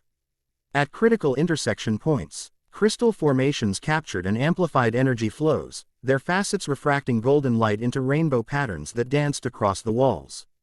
Yokai priestesses knelt at strategic positions around the mandala, maintaining continuous chants that vibrated in perfect harmonic resonance. At the center of this elaborate construction stood Yusaka, her formal kimono replaced by ceremonial robes of pure white embroidered with golden symbols. Her 9 tails fanned outward in perfect symmetry, each channeling distinctive energy qualities into the mandala pattern. When she turned toward Issei, he noted additional markings on her face, golden lines tracing fox-like patterns across her forehead and cheeks. "The vessel arrives as dawn breaks," she announced, her voice carrying ritual significance. "Approach the center pathway, Ouroboros fragment, and add your power to our working." Issei carefully navigated between the glowing lines, conscious that disturbing the mandala pattern could disrupt hours of meticulous preparation. As he reached the central clearing where Yusaka stood, he noticed dark patches appearing within the miniature ley line representation, precise correlations to the deteriorating sections they had observed in the pond visualization. "The corruption accelerates," Yusaka confirmed, noting his observation. "Our purification rituals provided temporary stabilization, but the underlying pattern dissolution continues. We must address the root disruption, not merely its symptoms." She gestured to a position directly opposite her across the mandala's center. "Stand there, balancing my position. When the ceremony reaches culmination, extend your awareness into the pattern structure as deeply as possible, seeking the origination point of corruption." As Issei took his position, the chanting intensified. Yokai priestesses shifting to higher harmonic registers that seemed to vibrate between dimensions rather than merely through air. The crystal formations pulsed in synchronized rhythm, their light converging toward the center where Issei and Yusaka stood in balanced opposition. "Extend your hands," Yusaka instructed, raising her own palms outward. "Right toward me, left toward the eastern quadrant where corruption concentrates." Issei complied, immediately feeling powerful energies responding to his positioning. His right hand, destruction aspect, aligned with Yusaka's stabilizing influence, creating perfect counterbalance. His left hand, creation aspect, oriented toward the most severely damaged section of the representation, creative potential gathering around his fingertips. "Now," Yusaka commanded, "extend your consciousness into the framework itself. See beyond the representation to the actual network supporting Kyoto." The yokai chanting reached fever pitch, the entire shrine trembling with concentrated spiritual power. Issei closed his eyes, applying the perception techniques Ouroboros had shown in his visionary state. Reality seemed to peel away like layers of an onion. Physical existence giving way to energy patterns, those patterns revealing underlying mathematical structures, and finally, the golden lattice itself, perfect geometric expression supporting all higher manifestations. Within this foundational framework, the corruptions appeared as mathematical cancellations, precise negations inserted into specific equation chains, causing cascading failures that spread outward from injection points. Tracing these disruptions backward to their origins, Issei perceived a disturbing pattern. The corruption emanated from 9 distinct NCT sources arranged in ritual configuration around central Kyoto. 9 corruption sources, he reported, maintaining deep framework perception while communicating externally. Positioned in Saramon, IAL array, an inverted 9-pointed star with the central nexus at its focus. Yasaka's response vibrated through the pattern space rather than physical air. Deliberate ritual sabotage. Can you identify the corruption signature? Issei examined the mathematical disruptions more closely, recognizing distinctive stylistic elements in the equation modifications. Egyptian pattern language, he realized, drawing on knowledge that shouldn't have been accessible to his human consciousness. Specifically, apophic calculus, destruction equations designed to unravel solar-aligned structures. Through their connected consciousness, he felt Yasaka's recognition and alarm. Apophis, she confirmed. The Chaos Serpent opposes structured creation, particularly sun-aligned nexus points like Kyoto. Can we remove the corruption points? Issei asked, already sensing the answer. Not without physically locating and neutralizing the anchors maintaining them, Yasaka replied. But we can counteract T-air effects by introducing compensatory equations at the framework level. She adjusted her position slightly, 9 tails creating new energy configurations. I will maintain stabilization across 8 quadrants. You must focus on the eastern corruption point, the most severely progressed. Apply creation energy to restore pattern integrity, but be precise. Overcompensation risks structural instability equally dangerous as corruption. Following her guidance, Issei channeled creation energy through his left hand, visualizing the mathematical corrections needed to counterbalance apophic disruption. The process required extraordinary precision, each equation modification carefully calibrated to neutralize corruption without disrupting adjacent pattern structures. As his corrections took effect, the damaged section began stabilizing, golden light returning to pathways that had dimmed to darkness. The improvement spread outward from his intervention point, restored patterns triggering automatic healing in connected structures. Throughout the process, Issei maintained continuous awareness of both the specific section he addressed and the overall network configuration, ensuring his modifications integrated harmoniously with Yasaka's stabilization efforts. After what seemed like hours but might have been minutes in ordinary time, the entire eastern quadrant returned to stable functionality. Golden light flowing smoothly through all pathways. Issei gradually withdrew from deep framework perception, his consciousness returning to conventional awareness layer by layer. When he opened his eyes, he found the ceremonial chamber transformed. The mandala pattern glowed with renewed intensity, dark patches completely eliminated from its eastern section. The yokai priestesses had fallen silent. Many slumped in exhaustion from sustained ritual exertion. Most striking was Yasaka's appearance, her ceremonial robes now seemingly composed of pure light rather than fabric, her 9 tails radiating golden energy that illuminated the entire chamber. Well done, vessel of Ouroboros, she acknowledged, her voice carrying both approval and measured caution. The eastern quadrant has been stabilized and protected against further corruption. Your pattern work demonstrates remarkable precision for one so newly awakened. As the ceremonial energies gradually dissipated, Yasaka's appearance returned to normal, light solidifying back into physical robes, tails resuming conventional form though still radiating subtle power. The yokai priestesses began carefully dismantling the mandala, preserving its sand components in consecrated containers for future use. Your intervention has bought us critical time, Yasaka continued, approaching Issei across the now empty center space. The eastern quadrant will remain stable for approximately 3 weeks before requiring renewal. However, her expression grew serious, the remaining corruptions continue advancing in other quadrants. Quote, we need to locate the physical anchors maintaining the corruption points, Issei suggested, recalling their shared conclusion during framework perception. Neutralize them directly rather than just treating symptoms. Yasaka nodded. leading him from the ceremonial chamber toward a more private consultation room. Finding 9 strategically placed ritual anchors in a city this size presents significant challenges. Apophis's agents would have concealed them carefully, likely within locations already possessing strong spiritual signatures to mask their presence.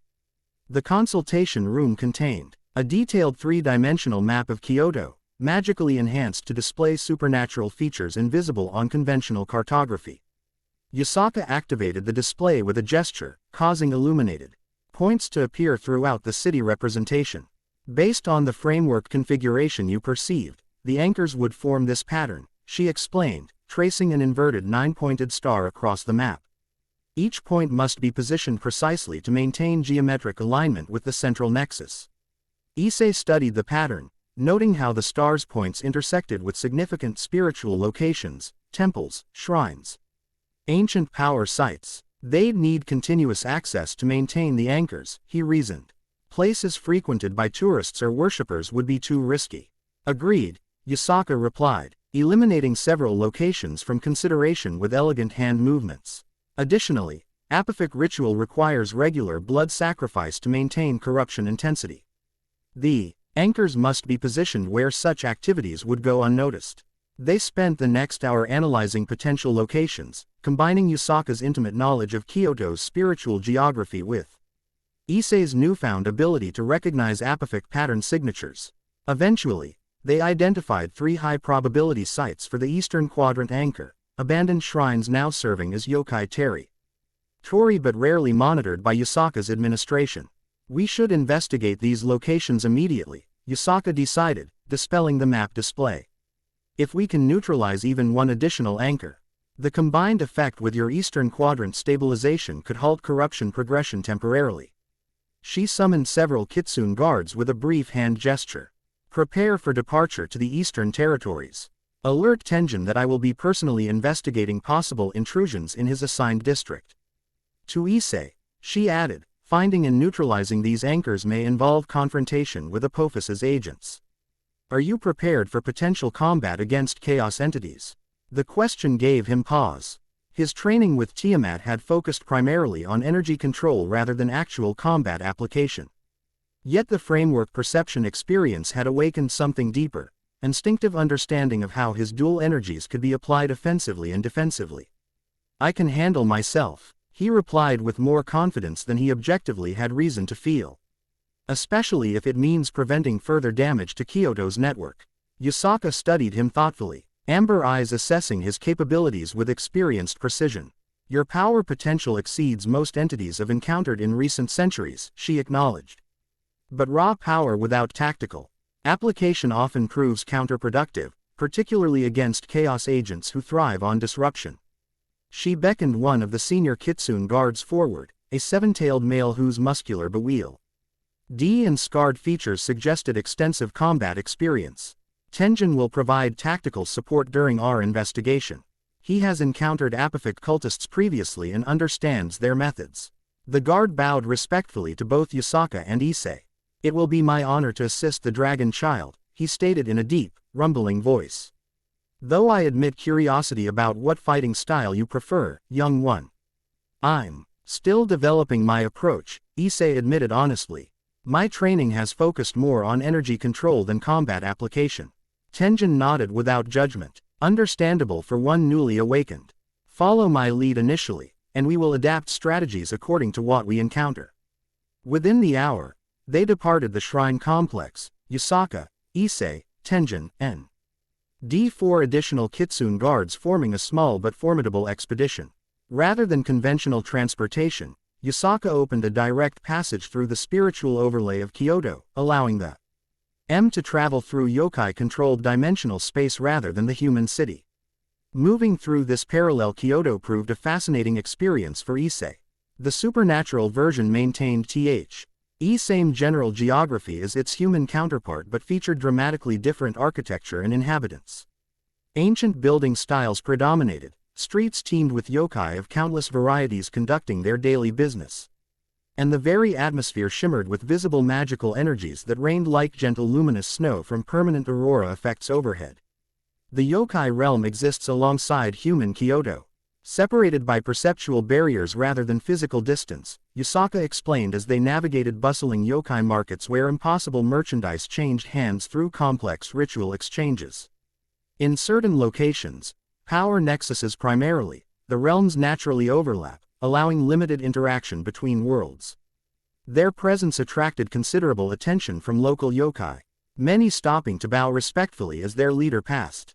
Issei noticed their reactions to him varied dramatically, some displaying obvious curiosity, others showing distinct wariness or even fear. His draconic nature was apparently more evident within this spiritually enhanced environment despite the silver bracelet's masking functions. They sense the primordial aspect within you, Yusaka confirmed, observing his awareness of their reactions. Most yokai possess instinctive recognition of power hierarchies.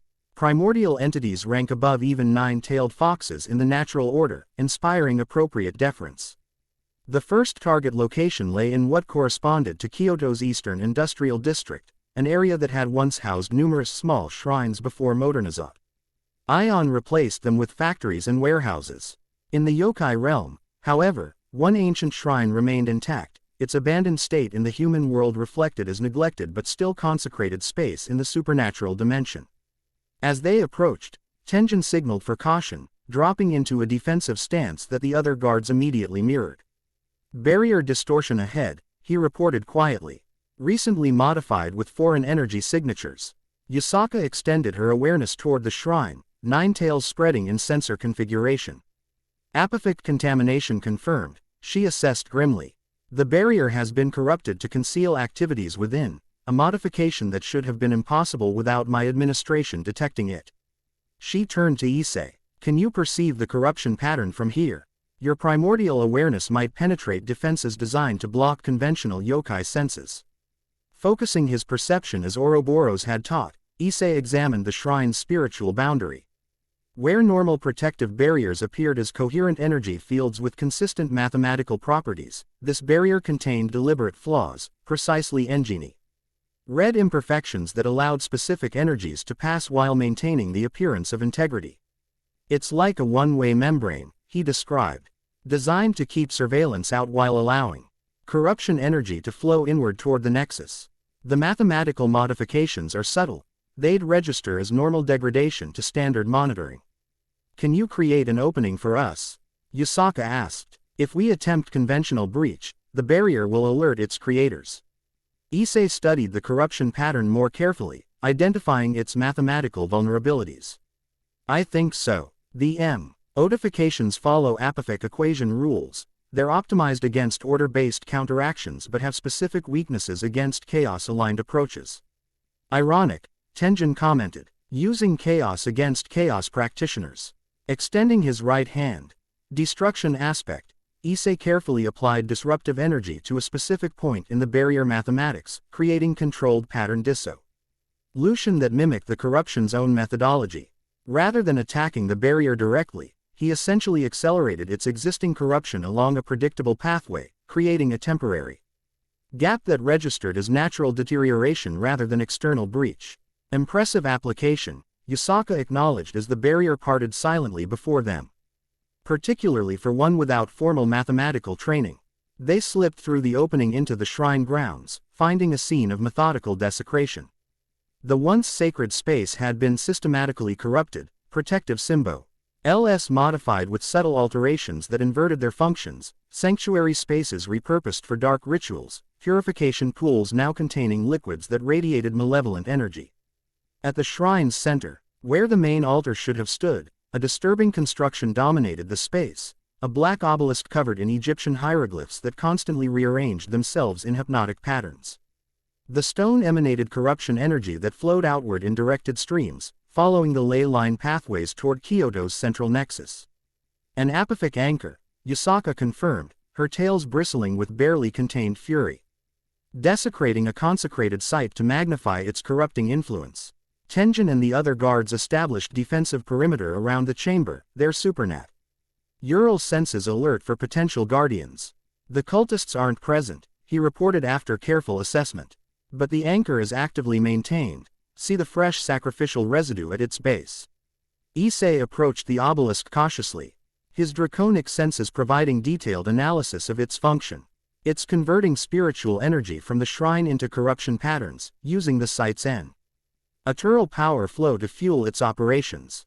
Efficient but parasitic design. Can it be neutralized without alerting its creators? Yusaka asked, joining him in examining the dark construction. Conventional destruction would trigger failsafe measures, Issei determined, perceiving intricate alarm systems woven into the anchor's mathematical foundation.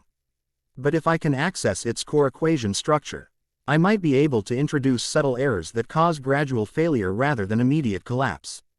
Yusaka nodded approval. Proceed with caution. We'll maintain perimeter security and monitor for external approach. Drawing on his framework perception abilities, Issei extended his awareness into the obelisk's mathematical underpinnings. Unlike Kyoto's natural pattern language based on balanced geometry, the anchor operated on asymmetrical equations designed to propagate instability. Its core functions relied on precise numerical relationships that, if altered even slightly, would cascade into systemic failure. With careful precision, Issei introduced minor modifications to key variables, not enough to trigger immediate alerts but sufficient to initiate progressive deterioration. The changes required extraordinary mathematical finesse, simultaneously appearing valid within apophic calculus while containing subtle contradictions that would eventually render the entire structure non-functional. Modifications complete, he announced after several minutes of intense concentration.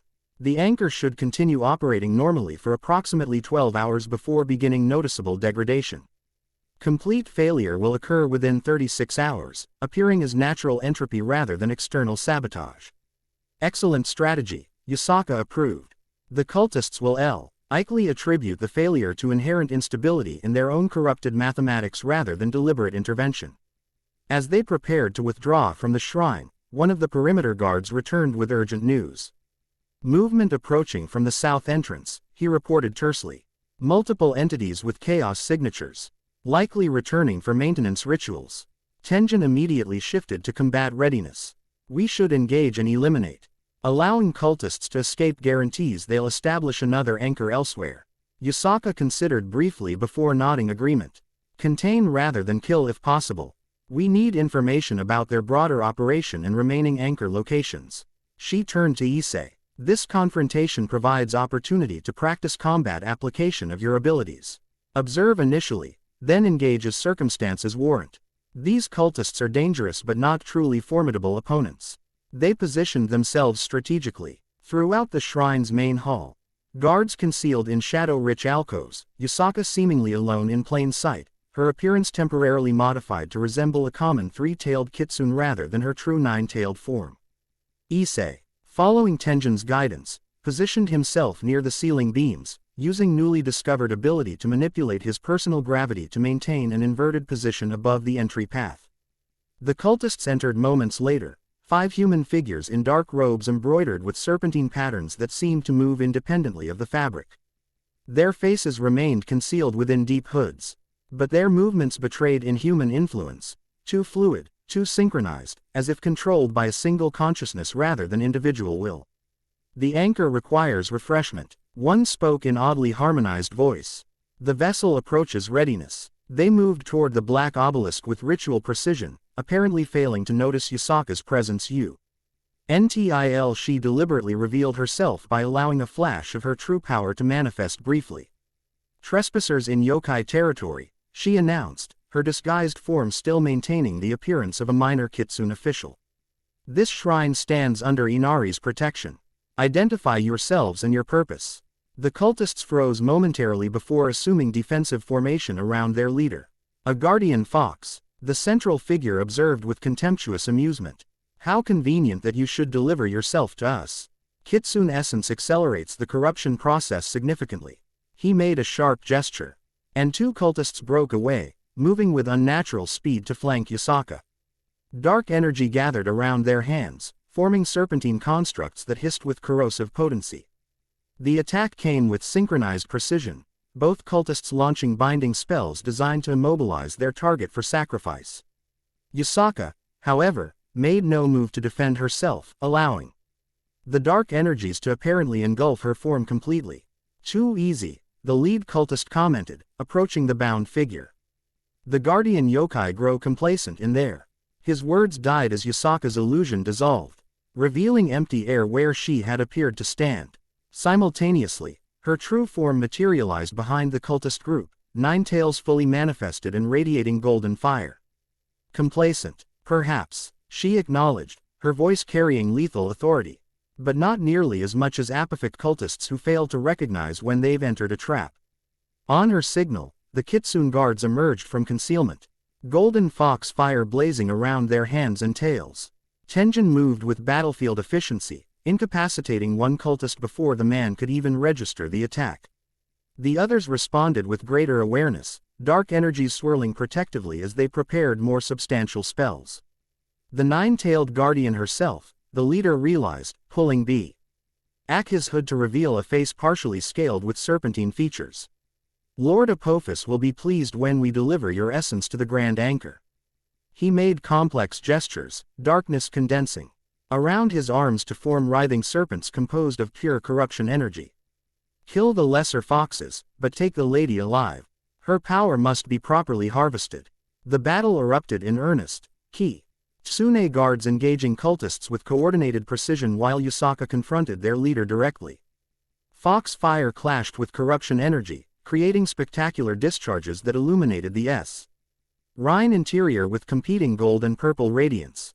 From his ceiling position, Issei observed the combat dynamics, analyzing strengths and weaknesses as Tenjin had advised. The cultists demonstrated considerable power but limited tactical flexibility, their attacks following predictable patterns optimized for ritual corruption rather than dynamic combat.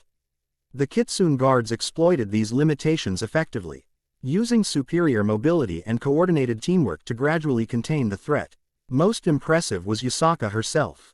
Rather than overwhelming her opponent with raw power, which he clearly possessed in abundance, she employed precise counters to each attack, using minimal energy for maximum effect.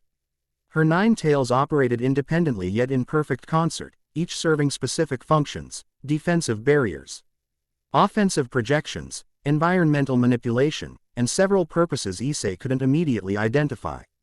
The battle seemed well in hand until one cultist, apparently serving as backup mage rather than direct combatant, completed a complex ritual gesture sequence.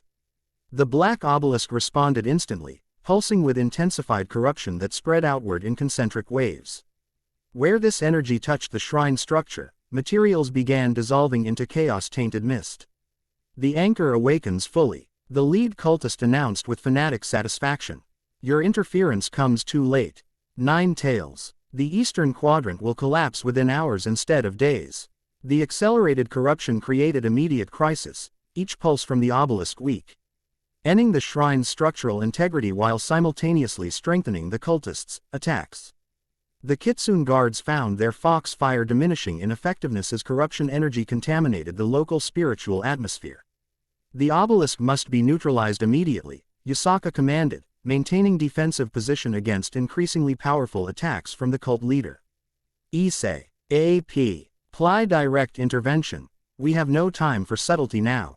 Recognizing the escalating danger, Issei dropped from his ceiling position, landing directly before the pulsing obelisk.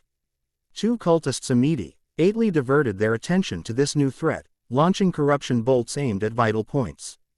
Acting on instinctive understanding rather than formal training, Issei raised his right hand, destructive energy manifesting as crimson shield that absorbed and neutralized the incoming attacks.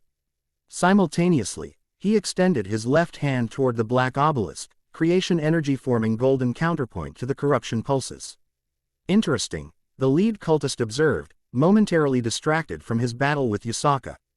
A dragon child with dual manifestation capabilities. Lord Apophis will be most intrigued by your existence. Issei ignored the commentary, focusing entirely on the mathematical problem before him. The accelerated corruption had rendered his earlier subtle sabotage irrelevant. The anchor now operated in emergency mode, sacrificing longevity for immediate impact. Neutralizing it required direct opposition rather than gradual subversion.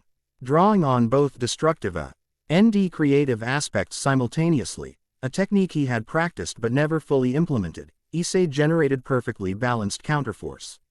Red energy from his right hand systematically dismantled E anchors corruption equations while golden energy from his left hand established stabilizing patterns in their place.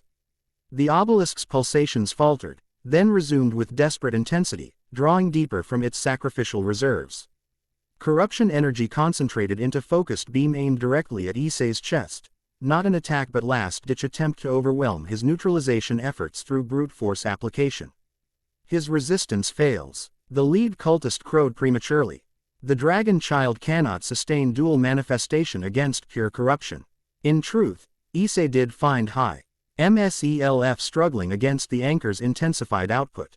The corruption beam pressed against his energy balance, gradually forcing him backward as mathematical complexity exceeded his nascent capabilities. For a critical moment, failure seemed imminent, his creative aspect weakening under sustained corruption assault. Then something unexpected happened, a mental shift that felt like internal barrier dissolving. Knowledge flooded through his consciousness, not as external guidance but as awakened memory. Mathematical principles beyond human comprehension suddenly seemed obvious, complex pattern. Languages appearing as clear as simple arithmetic. I understand now, Issei whispered, his eyes briefly shifting to fully draconic configuration, vertical pupils within irises containing prismatic galaxies. The equation requires completion, not opposition. Rather than continuing direct counterforce, he adjusted his approach entirely, accepting the corruption beam into his destructive aspect W.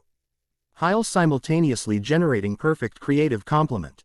The opposing energies achieved momentary balance within his body before he redirected the combined force back into the obelisk, not as attack, but as mathematical proof demonstrating the fundamental error in the anchor's operating principles. The effect was immediate and spectacular.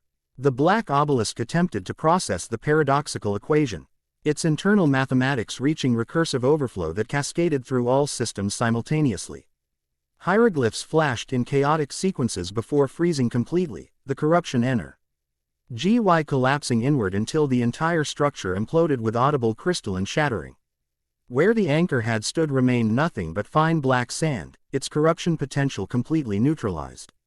The cultists registered the destruction with various reactions, two collapsing unconscious as their connection to the anchor severed, the others recoiling in disbelief and sudden fear. Impossible, the lead cultist hissed, scaled features contorting with rage. No mere dragon child could unravel apophic mathematics so completely. Yusaka seized the moment of distraction to launch decisive counterattack, her 9 tails manifesting golden bindings that ensnared the cult leader completely. Perhaps he is considerably more than mere anything, she suggested with dangerous softness. A reality you should contemplate during your forthcoming interrogation. With their leader captured and anchor destroyed, the remaining cultists attempted desperate escape, only to find all exits sealed by Kitsune guards who had efficiently contained the situation. Within minutes, the battle concluded decisively in Yusaka's favor, all cultists either unconscious or bound with specialized restraints designed to suppress chaos energy. A successful operation overall, Yusaka assessed, examining the captured cultists with clinical detachment. Though I would have preferred maintaining our sabotage undetected, this outcome provides compensatory advantages. With prisoners to interrogate, we can potentially identify all remaining anchor locations simultaneously. She approached Issei, who stood somewhat dazed beside the pile of black sand that had been the obelisk. Your performance exceeded expectations considerably, she acknowledged, studying him with renewed interest. The mathematical insight you demonstrated goes beyond mere instinct or talent. It just came to me, Issei explained inadequately, still processing the experience himself. Like remembering something I already knew rather than learning something new. Awakening primordial knowledge, Yusaka nodded understanding. The infinite dragon god's essence includes comprehensive mathematical understanding transcending conventional dimensional limitations. As your integration progresses, more such knowledge will become accessible. Tenjin approached, respectfully waiting for acknowledgement before reporting. All cultists secured for transport. Lady Yusaka, preliminary examination confirms Egyptian origin with significant body modifications consistent with apophic devotion practices. Excellent work, Yusaka approved. Establish secure containment at headquarters facility. I will conduct personal interrogation after returning our guest to the shrine. As the guards prepared to transport prisoners through dimensional passage, Yusaka guided Issei outside the corrupted shrine into clear morning light. The yokai realm's perpetual aurora shimmered overhead, its patterns noticeably more stable than when they had arrived. The anchor's destruction has already improved regional stability, she observed, satisfaction evident in her voice. The eastern quadrant should maintain integrity for several months rather than mere weeks. Combined with your earlier framework stabilization, we've gained valuable time to locate and neutralize the remaining anchors. They walked through quieter yokai districts, Yusaka apparently preferring conventional movement to dimensional transit for their return journey. The morning activities of supernatural Kyoto unfolded around them, merchant yokai arranging impossibly balanced merchandise displays. Small spirit beings performing maintenance on buildings that defied conventional architecture, messenger birds carrying scrolls emitting visible energy signatures. I owe you considerable gratitude, Yusaka said after they had walked in comfortable silence for some distance. Without your intervention, both at framework level and against the physical anchor, Kyoto's spiritual stability would have continued deteriorating beyond recovery threshold. I was just following Ouroboros's guidance, Issei replied modestly. The primordial knowledge did most of the work. Yusaka's tail swished with what appeared to be amusement. You underestimate your own contribution. Primordial knowledge without suitable vessel remains merely potential rather than application. Your natural affinity for mathematical pattern language allowed effective implementation that many powerful entities could not have achieved. She studied him thoughtfully as they walked. You are a most unusual being, Hyodo Issei. Neither human nor dragon nor god, yet somehow incorporating elements of all three in unprecedented configuration. That's what Tiamat says too, though she conceded. It potentially dangerous rather than beneficial. Tiamat perceives through lens of draconic traditionalism, Yusaka noted with subtle critique. The Dragon Kings maintain rigid hierarchies and clearly delineated categories. Your existence challenges such conceptual limitations, naturally provoking conservative resistance. They reached a scenic overlook where the yokai realm offered spectacular view of both supernatural Kyoto and, through dimensional transparency, its human counterpart simultaneously. The layered cities overlapped in fascinating juxtaposition, ancient and modern, spiritual and material, mythological and mundane, coexisting in dynamic harmony. The yokai perspective differs fundamentally from draconic orthodoxy, Yusaka continued, gazing out over her domain. We exist within liminal spaces between conventional categories, neither fully spiritual nor entirely physical, combining aspects that purists consider incompatible. Your dual nature represents not aberration but evolution, the next natural development in cosmic expression. Her assessment contrasted dramatically with both Tiamat's cautious evaluation and the devil's calculated interest. Where others saw him primarily as tool, threat, or asset, Yusaka appeared to recognize intrinsic value in his unprecedented nature itself. The Equilibrium Conclave doesn't share your perspective, Issei noted. They aim to consider me dangerous specifically because I don't fit established categories. The Conclave fetishizes stasis, mistaking temporary equilibrium for eternal truth, Yusaka replied dismissively. They fail to recognize that cosmic balance persists not through rigid preservation but through continuous adaptation and evolution. New forms emerge precisely when existing structures require transcendence. She turned to face him directly, amber eyes reflecting genuine curiosity rather than mere tactical assessment. Tell me, vessel of Ouroboros, how do you perceive your own emerging nature? Beyond the perspectives others have imposed upon you. The question caught Issei unprepared. Since his awakening, he had been so focused on adaptation and survival that deeper questions of identity had remained largely unexamined. Tiamat emphasized control and containment. The devils saw potential strategic advantage. Kuroka displayed opportunistic interest. None had actually asked how he understood himself. I'm still figuring that out, he admitted after thoughtful pause. Sometimes I feel like two different beings occupying the same space, the ordinary human student I was before, and this emerging, whatever I'm becoming. Other times, especially during moments like the anchor neutralization, everything aligns into single coherent identity that feels more authentic than either aspect alone. Yusaka nodded appreciatively. Integration rather than mere coexistence of aspects. The highest achievement in any hybrid evolution, true synthesis transcending component limitations. They resumed walking toward the shrine complex, now visible in the near distance. The yokai they passed showed increasing deference as they approached Yasaka's administrative center, many prostrating themselves completely before their nine-tailed leader. Your presence in Kyoto has proven fortuitous beyond initial expectations, Yasaka observed as they entered the shrine grounds. I would welcome your continued assistance with the remaining anchor neutralizations, should your other obligations permit extended stay. The invitation carried unmistakable significance, not merely practical cooperation but implicit recognition of his value beyond immediate utility. I'd like that, Issei replied honestly. This is the first time I've felt like I'm actually doing something meaningful with these new abilities. Not just learning to control them. Purpose provides essential context for power, Yasaka agreed. Without meaningful application, even the greatest abilities remain merely potential rather than actualization. They reached the main shrine building, where several senior Kitsune administrators awaited with evident urgency. Lady Yasaka, the eldest addressed her formally, the prisoners have been secured in headquarters containment. Preliminary scrying reveals concerning information regarding their ultimate objective. I will attend interrogation immediately, she assured them before turning back to Issei. Rest and recover from this morning's exertions. We will speak again this evening regarding next steps in our anchor neutralization efforts. As the Kitsune administrators led Yasaka toward another section of the complex, Issei found young Miko waiting to guide him back to his guest quarters.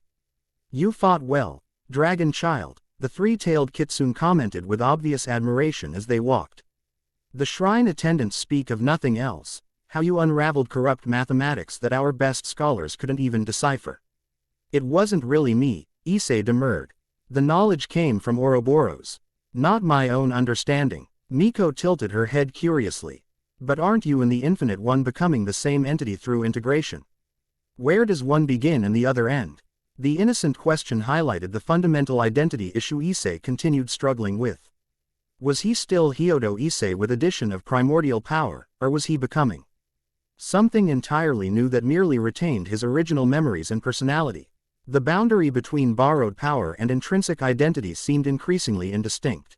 Back in his guest quarters, Issei found elegant meal awaiting, traditional Kyoto cuisine arranged with artistic precision that somehow incorporated subtle draconic motifs. The thoughtful accommodation touched him unexpectedly, representing recognition of both his human needs and draconic nature. After eating, he attempted meditation to process the morning's experiences, particularly the mathematical awakening that had owed him to neutralize the apophic anchor. The knowledge remained accessible though somewhat less immediate than during the crisis moment, complex pattern languages hovering at the edge of his conscious understanding, requiring deliberate focus to access fully. Hours passed in this internal exploration until lengthening shadows announced evening's approach. A soft knock at his door revealed Miko once again, this time bearing formal message. Lady Yasaka requests your presence in the Moonlight Garden, she announced with ceremonial deference that seemed to have increased since morning. When you are prepared, I will escort you there. The Moonlight Garden proved to be the same unearthly landscape he had visited with Yasaka the previous night, though now transformed by evening illumination. Bioluminescent plants created their own lighting effects, supplemented by floating spirit lights that drifted among exotic foliage. The circular reflection pond now displayed perfect lunar image day, despite lack of direct sight line to the sky. Yasaka awaited beside the pond, her formal attire replaced by more relaxed kimono in deep blue with subtle silver embroidery. Her nine tails moved with fluid grace, occasionally creating patterns that interacted with the floating spirit lights to produce ephemeral images above the water's surface. Thank you for coming, she greeted him, her formal lead. Her persona softened in this private setting. The interrogations proved informative if disturbing. I thought you should be apprised of our findings before determining your next actions. She gestured to a stone bench positioned to view both pond and surrounding garden. As they sat, small fox spirits emerged from surrounding foliage, not the semi-mature kits from the previous night but tiny newborn manifestations barely larger than squirrels, their translucent forms still developing toward physical consistency. The youngest generation, Yasaka explained, noticing his interest. Newly formed from Kyoto's spiritual essence. They respond instinctively to primordial energy. Your presence accelerates their manifestation process. One particularly bold kid approached cautiously, its tiny form glowing with inner light that pulsed in rhythm matching Issei's own energy signature. When he extended his hand, left side, creation aspect, the small fox climbed delicately onto his palm, its miniature tails vibrating with excitement. They recognize creative potential, Yusaka observed with evident pleasure. Fox spirits form through natural energy accumulation, but primordial creation energy Vita's exceptional developmental catalyst. The tiny fox on Issei's palm appeared to be growing more substantial even as they watched, its previously translucent form acquiring greater definition and detail. After few moments, it yipped happily and leapt back to join its companions, noticeably more physically developed than before the contact. Remarkable, Yusaka commented. Direct enhancement her mere proximity to your creation aspect. Such accelerated development typically requires elaborate ritual or decades of natural maturation. She recalled her focus to their primary discussion. Regarding our captives, the interrogation confirmed our suspicions while revealing greater scope than anticipated. The Kyoto operation represents just one component of coordinated global campaign targeting major nexus points worldwide. Apophis is attacking multiple cities simultaneously, Issei asked, immediately grasping the implications. Precisely, Yusaka confirmed grimly. The Egyptian Chaos serpent has apparently emerged from centuries of dormancy with unprecedented ambition. Rather than merely opposing Ra's solar order as in traditional mythology, Apophis now seeks comprehensive dimensional restructuring, the unraveling of established pattern language across multiple realms to create void foundation for entirely new cosmic architecture. The scale of such ambition staggered Issei. That would require complete dissolution of existing pattern structures, Yusaka finished his thought. The effective end of reality is currently configured, replaced by chaotic void from W. Hitch Apophis would theoretically construct new existence according to his design. She manipulated the pond's surface to display global map with illuminated points indicating targeted nexus locations. Major spiritual centers worldwide show evidence of corruption patterns matching those we discovered in Kyoto. Some have already progressed beyond remediation threshold. Portions of North Africa and Central America appear completely compromised.